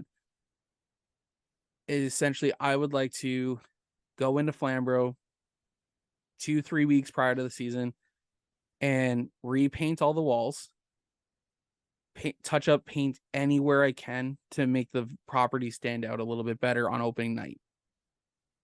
Bring the checkered flag stands back. Sorry? Bring the checkered flag stands back. The checkered flag I'm, stands? Yeah, I remember that we were looking at the Flamborough pictures with they were painted as a checkered flag. Oh, yeah. That's what I would do with the grandstands. Yeah, The grandstands would be checkered bring flags. the checkered flag stands Yeah. back. Yeah. That's exactly it. Like I need to talk to a few people, see if this is something that would be viable, and I would love to get as many drivers and crews as possible out, and essentially enjoy a day. And if we can sell some hot dogs or do something like, some flam burgers, I think a lot of people would come out to the track and support it. And like I think it'd be a good bonding experience for drivers and fans together. Like, that's what I'm thinking. Like, drivers wear their merch, or not a fire suit because it'd be really hot that day, but make you stand you out. Get paint on your fire suit. make you stand out that you're a driver, or pair a family up with a driver. Depending on how many drivers we get, pair them up in groups or whatever. Like, then that way the fans can talk to the driver and realize like who they are, what they run, what they like about it, and they can ask questions about the cars while in a fun environment. I think to add to that, I think it'd be really cool if we had some of the cars there parked out of the way. 100%. They would all be. Almost. I would say, yeah, invite a few of them, but lead them up onto, because the entrance will only be, the entrance, probably on the infield. But because the only entrance we'd have open that day would be through the pit gate. Yeah. No one coming through the grandstand side, but it would just be the pit gate, and it would just help brighten up the facility and make it a so opening night when you come in, drivers, crews, fans who show up, they can go, wow, this place looks beautiful. Or the first guy to hit the wall, like, I painted that. You ruined it. But that's what I'm thinking. It would maybe help give some of these guys a little bit more. I'm not saying pride, but like I would love to see this happen at more than just one track. Now, obviously, not all tracks have wooden grandstands that we can paint onto, or like Uh, Sobel has concrete. Can't really do that. You can still paint concrete. It just You gets can slippery. paint concrete, but we need it would be slippery, right? You'd have to almost get the graded stuff you get for the floor, Or like grip tape on the stairs and stuff. stuff like that, right? Like But it's still I don't know something you can how, do. It just has to be touched up every year. or maybe vinyl it. It would be a I don't lot of know. work. It would be a lot of work, but could you There imagine? would be a lot of bubbles. Could you imagine Sobel all the way along the side? Like all Like the way the down, it just logo. yeah, kind of like the logo, just all the way down. That'd You're be right, cool a if every lot of track like bubbles. painted their logo. It'd be a lot of Especially because work. there'd be a lot of people not knowing how to do vinyl. Like I Now, don't have the patience to do vinyl, and I have that's 3 where we cars would this have year, to 4 hire cars a this year. couple companies to really make something like that happen. But honestly, anyone who has Craig at wooden Engine Wraps is gonna grandstands, love you. huh? The Craig at Image Wraps is gonna Oh, love you. he would love me because like that'd be a great payday for him. His printer would not stop for a week. But I still say Um, something like that would be fantastic. I agree, and you know, I think to add to that, if say you did the bunch of families paired with the driver, I think because most tracks have a color than a white portion. If you come out, you get to sign your name on one of those white portions that you painted I on the top I of the was wall. gonna I was gonna say that. I was actually gonna say right on the white, like on the side of the wall. No, you go right on the top, so it's like your display for like the cameras and looks good. But if say G-Force comes in and they put the camera down, it's like painted by Yeah. Brightson, whatever. Like I think that adds a cool factor to it. Like they get to have pride in their And workmanship. I'd be willing to come in with my GoPros and film the entire thing. I think you'd have to get a lot of permission slips signed though too, especially if we got a bunch of kids and stuff too, right? I would stand there with there would be a notice right at the front. I would have, if you guys are willing to, please sign. Like this is just going to go up on YouTube. The footage may get cut. Like I plan to only make it like a 30-minute video, but I'm gonna try and record most of the day. Yeah. Have the hat cam going again. It would be the hat cam for sure. I think what we should do is if we're going to do that and paint the walls and stuff, if we can get it done where we're say half a day, like if we start say 10 in the morning, we can get it done by like 3 o'clock in the afternoon. If we have enough people to do it, obviously it depends on people, time, and etc. It'd be cool if all the kids that were there got to go for like a ride in the bone stock stuff like that around like a kids ride at the end At of the it. end of it, yeah, like I Yeah, like it'd be cool to like I said, you want to make it an event where fans want to come out, families, crews, sponsors even want to come out and give you guys a hand.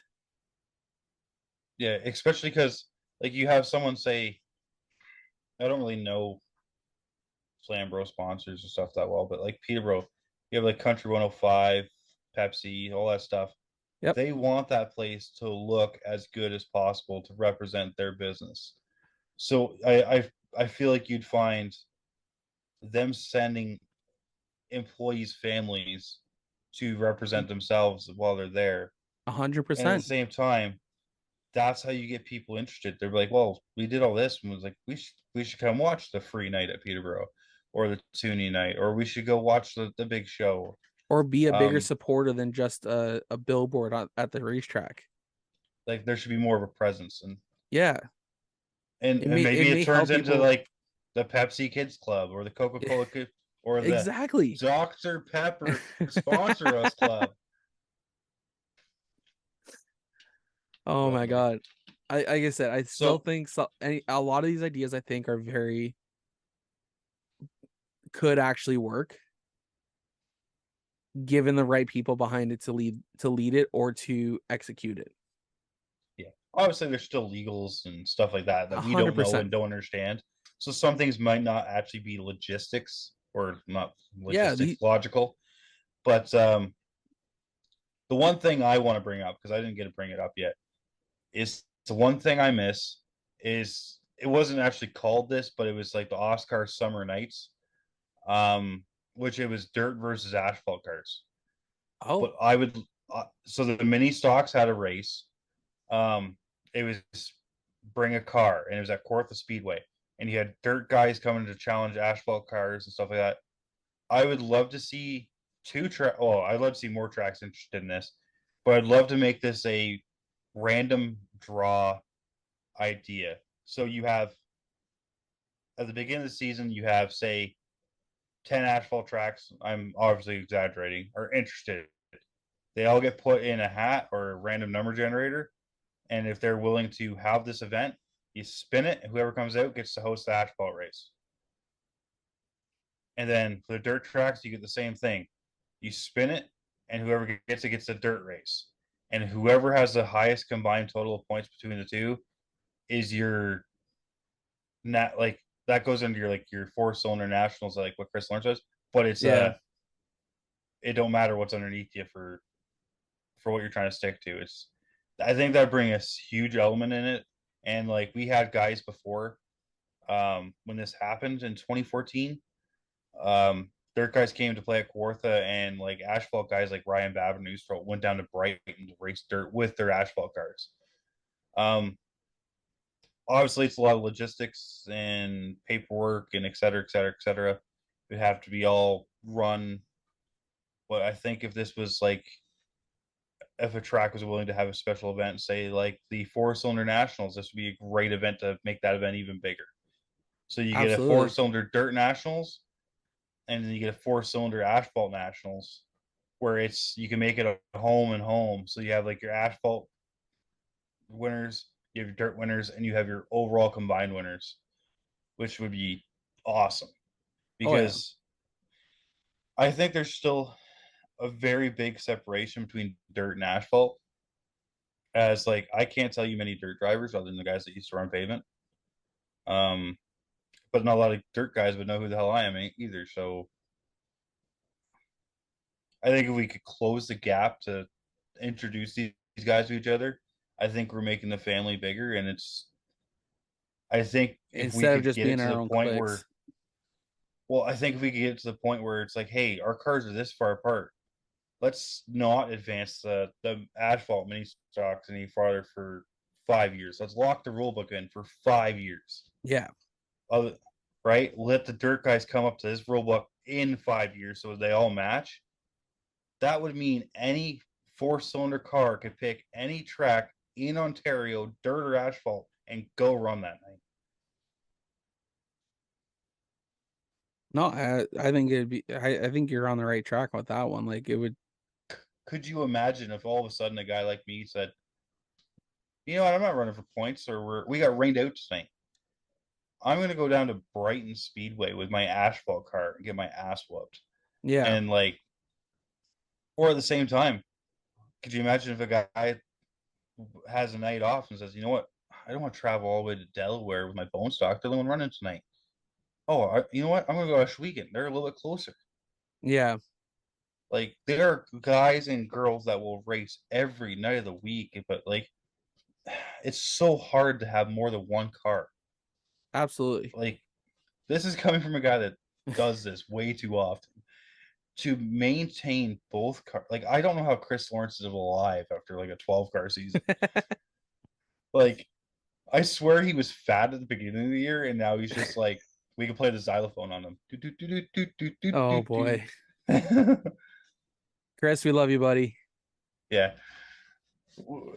Is that guy never not at? He works at McCall's too, doesn't he? I know Joe does, but I'm not too sure about Chris. Either way, his the amount of time he spends on those race cars, and to see firsthand on a race day the amount of time and effort he puts into each driver is like I honestly couldn't do what he's doing. Like I like It would be helping so people. tough. It's just like he's. I went down there with the anticipation that I'll help him. And if he wants me to set some tire pressures, I will and stuff like that. But it's like he literally has a process of like, all right, this guy's going out in the first practice, and he sets them all up, like, and he literally just car one, car two, car three, car four, backs every single one of them out, talks to them, figures out what they all need. I don't have the attention span or the memory for what he's doing, and I'm like, and then he's trying to bring in like guest drivers, like people like Sean Chenoweth and like Lane Zardo, and like he's tried to put me in a car, and I keep telling him no because, well, this is a business for Chris, and I feel bad if someone's not paying him for me to be in the car. Yeah. I've told him openly, and like he can admit whether I actually said this or not. I've told him if he gets the funding to put me in the car for a race, I'll do it. But I don't want him to do it for free because I don't feel like I would get him enough publicity that would cover his X amount of dollars to borrow the car for the night. Yeah. That's Mainly because, understandable. well, mainly because I'm not very good at social media. I am, but I'm You're not good at promoting myself. Yeah, I mean you're getting better at it. Like I enjoyed all your race recaps this year. You got a lot better. It's more because I'm trying to focus more on doing it, and you've seen a couple ones one I did it for a friend. He Yep. never ended up posting it, I don't think, but it's something that it's the same thing as me wanting to try flags and try announcing and maybe work the safety truck for a night and stuff like that. It's another aspect of racing that I don't quite understand. It's not that, well, sorry, I don't not quite understand. I just don't do it enough to understand the work and the effort that goes into like what you do to help us racers out, or like what Ashley McCubbin does, or what Thompson Photography. Like literally, I can't even design my own logos, let alone like make these graphic cards up like the race day posters and stuff like that you do and stuff like that. So like, You want to know sorry, something funny? A squirrel. lot of those are like 2 a.m. ideas. Dude, everything we have is a 2 a.m. idea. You're not wrong. Like literally, how many times we message each other at like 5 in the morning, and all of a sudden we wake up and like, dude, we should do this. I know Like it's not. oh, by the We're way, very you bad need for to that. come back out to Oshawa soon because the diecast guy has got so much more on the wall, and he has so much more stuff I want to show you, but I don't want to ruin your day at the racetrack or where you're at. Like he has other stuff that's not NASCAR that is race related in diecast. I'm not allowed to buy any more diecasts until after the wedding. Yeah, you said that, and there's one, two, How did I pick up? a truck. 1, 2. Is that basically the entire like wall behind you of the ones that you got from me? Because the When I was Kane with car, you, yeah. yeah, and Kane, then the Kane, I Lucas, got Lucas car. I got at the same place. Then I yeah, got and your then my car, car, and yeah, then and then Vander Weiss is up there. yeah, Vander Weiss is up there. Hathaway's next to it. Which, by the way, you need to get that signed by Pete. That Yeah, hauler needs to be signed by Pete. I was willing to Which, give it to him if he ever if he wanted it. I was willing to give it to him. all right, so when you post this, when you decide to post this, I think he needs to be tagged in this for no apparent reason, just so like he So can he either listens to sign that this, part. yeah, he either needs to sign that hauler, which there can't be too many of them left in that good of condition, No. or like if he wants it as like a collector's thing, like from like blast from the past, like I have the car, I have this, be like take your pick, one or the other, Yeah. or maybe he'll trade you something. Yeah. I mean, you never know, right? Yeah, like Oh, that we'll see what happens when we tag him in this. And we're gonna tag him on social media just for no apparent reason. Now because Brandon made me do it, I'm gonna do that now. So I think Chris has him on Facebook too, so make Chris Lawrence tag him.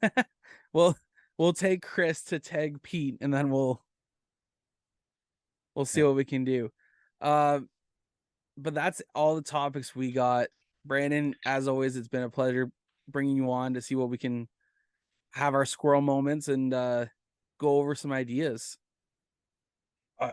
It's been great at doing squirrel moments, and I honestly think we need to do more footage from the tracks. So, like, I don't know if you've seen when I was at the demo cross before I started flagging, doing the live updates. I think the tracks, some of them do it, but I think the live updates need to increase too. This is another squirrel moment as we're talking about it. Like, so, like, you work with the CVMs, and you're pretty good at posting stuff, but I think it needs to be more than just words. Like, See, I that's think where I pictures usually need to try to happen. now when I'm actually at the track for race day, you should go see when I'm actually at the track. Oh, I can tell when you're actually at the track when you're listening on a track too. Oh, I don't listen on track tune half the time because I'm usually out. Yeah, bull crap, you don't, because I see how quick your updates come out. No, you know how I'm I watching get on them? Race Because Monitor.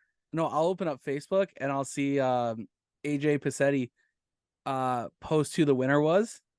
Then I'll save the image, go to my template I already have on Canva for that. And then because he already says who the top 3 is, and I already have like 90% of the cars already put into Canva. So it's literally just replacing those images. I just Yeah, change out and who like the winner one was, but then I just change out who the second and third is, or move them around or whatever. And then that's my magic on how I get them up so quick. yeah, but you still have to figure out who's doing that. And I know you listen to track tune if you're not out. That's honestly, I think, something that more tracks need to look into. Track tune or Yeah, track tune. track tune for sure. I also want to see all tracks have a dedicated video person. Well, that's it. We talked about this briefly. Like so, you have Stronco that does the video footage Yep. for the racing at Peterborough with Film Kelly doing the promotional stuff. Um, as you don't know, I don't know if you know Film Kelly, but he was Jeremy Kelly that drives the 80 mini stock last, and he ran the show Cease and Desist and stuff like that. Okay. Uh, um, I think it's still on YouTube if somebody wants to watch a good show from racing. I think it's like 6 episodes before they got told to stop because it was called something else. Hence is why it became Cease and Desist. It was a great show. I had a couple guest appearances where they made fun of me on it. Yeah, then you got Pedal Power, Motorsports Alley, um, I think that's it. Rogers at Delaware, Rogers at and Delaware, GeForce TV. yeah, GeForce TV. I know Peterborough has been talking with Kojiko. Um, That'd be a but great partnership. I feel like though for any tracks looking at it, I think to do a TV deal it has to be live because Has to be. if the TV is going to come out after someone like Stronco or Pedal Power, the ratings will not be there. No, because You everyone's may as already well watched them the next day. you may as well watch The only thing you may the not get videos. is the audio. Like you'll just maybe hear the cars. That's it. But here's the thing: is Pedal Power's got to the point where you can hear the announcer and stuff in Yeah, it they too. have the So announcer plug-in now. what I've been really enjoying lately, shout out to this guy is Jordan Buster's videos where he's Oh, spotting for Benedict or Zardo or stuff. dude, He's I got need the a full season of that. like Jordan. I don't know if you listen to this once again, but we need more content. We I need. love the one we I've been trying to released get with him on the Lane. show. I would love for him to come on because I want to talk. I want to hear the spotter perspective on how he handles himself and what a guy like Lane Zardo needs from him as a spotter. What Danny Benedict as well as LP Dumoulin need to hear from him. Yeah, like I think it's very individual. Like Lane is a very I don't want to say this where Lane gets mad at me, but Lane is very fearless. I think is the best word I can put it without being in trouble. And Yeah, sometimes he needs to be calmed down. Where I feel like Danny Benedict is very methodical. And sometimes he needs the hey, you need to get going. And LP Dumoulin, I don't know him well enough to make any assumptions. I'm sorry if Danny or Lane are start mad at me for those, but like that's the best word I could use on camera. Um, and they're big words too. I can't spell them even. But yeah, we it's one. we need more spotter content. That is for damn sure. I think so. Like, there's a bunch of drivers getting YouTubes now, um, to release blogs and well, not blogs, vlogs, I guess they call them and stuff like that. Yeah, I'd like love to Ryan see. Dyson, Yeah, Garrett's got Garrett Garrett. 217 Yep. or something like that. I enjoyed Garrett's race day vlogs a little bit. A, because I'd like to find out if he was talking trash about me, but he never did. Um, but like it kind of gives you what their thought process is going into a weekend and stuff like that. And sometimes like you catch it. I'd love to see if they can include less like talking about their day and now include something like a spotter conversation. Like obviously I can't do that because I'd have to have a spotter, but like I want to yes, like whenever I see these, I want to see more shop content into what leads up to the race. I don't need 3 videos about a race weekend. I want a video showcasing me what you did over the weekend, but I want content throughout the week of like what you did in the shop, and break down how your race weekend went. You know what I just thought of? Uh-oh, that's not a good idea. This could be dangerous, Yeah, it would but be. like, I know it is. what if each track could do like a radioactive segment each week? I By subscribe to that. rules, by rules, all tracks are supposed to get our radio frequencies that we use for spotting. Now, if you took a I would like Stronco that. video and were And put the able to take spotter like content.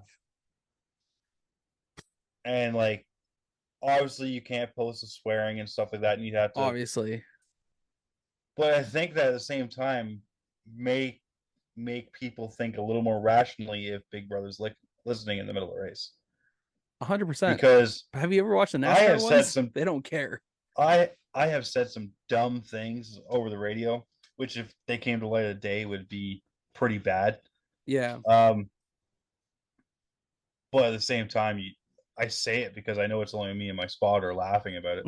Like I remember singing "Baby Shark" over the radio one day, making him do the dance in the spotter stand, Oh and like God. nobody else knows what's going on, so he just looks like he's nuts.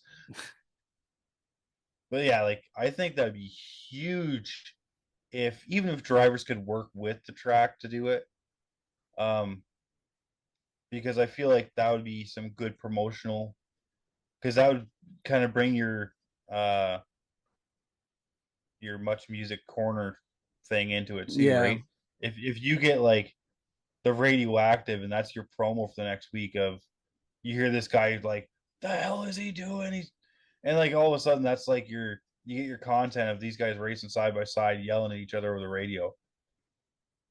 I think that's a whole new promo. Oh yeah. And then that's something that the tracks can use to draw people out. Like we want it, people, as much as people don't want to hear it, they want to hear it because they want to see what happens next week.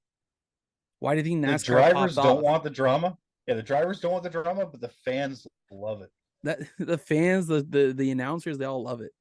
Um, honestly, as always, we're gonna have to do another one later on because, like I said, we can make this a 4-hour program. No, like without hesitation. We can always make this a 4-hour program.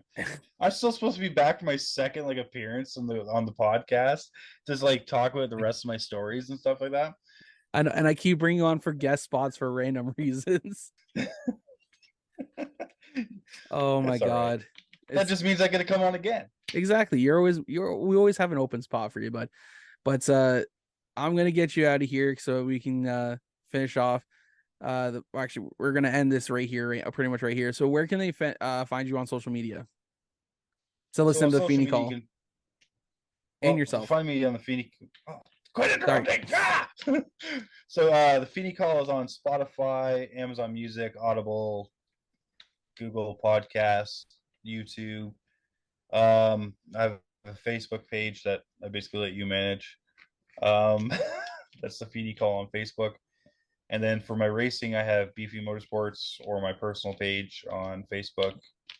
I think I have an Instagram. Not 100% sure. You do. I don't think you use it. Because I've tagged you there. I think it's just honestly the same as my TikTok. I haven't used much lately. I do think I'm going to get more into TikTok if I'm not racing as much next year. But yeah, so that's my social media stuff. I used to have a website. I don't remember what it is now. And yeah, if all goes well, you might see me racing autumn colors.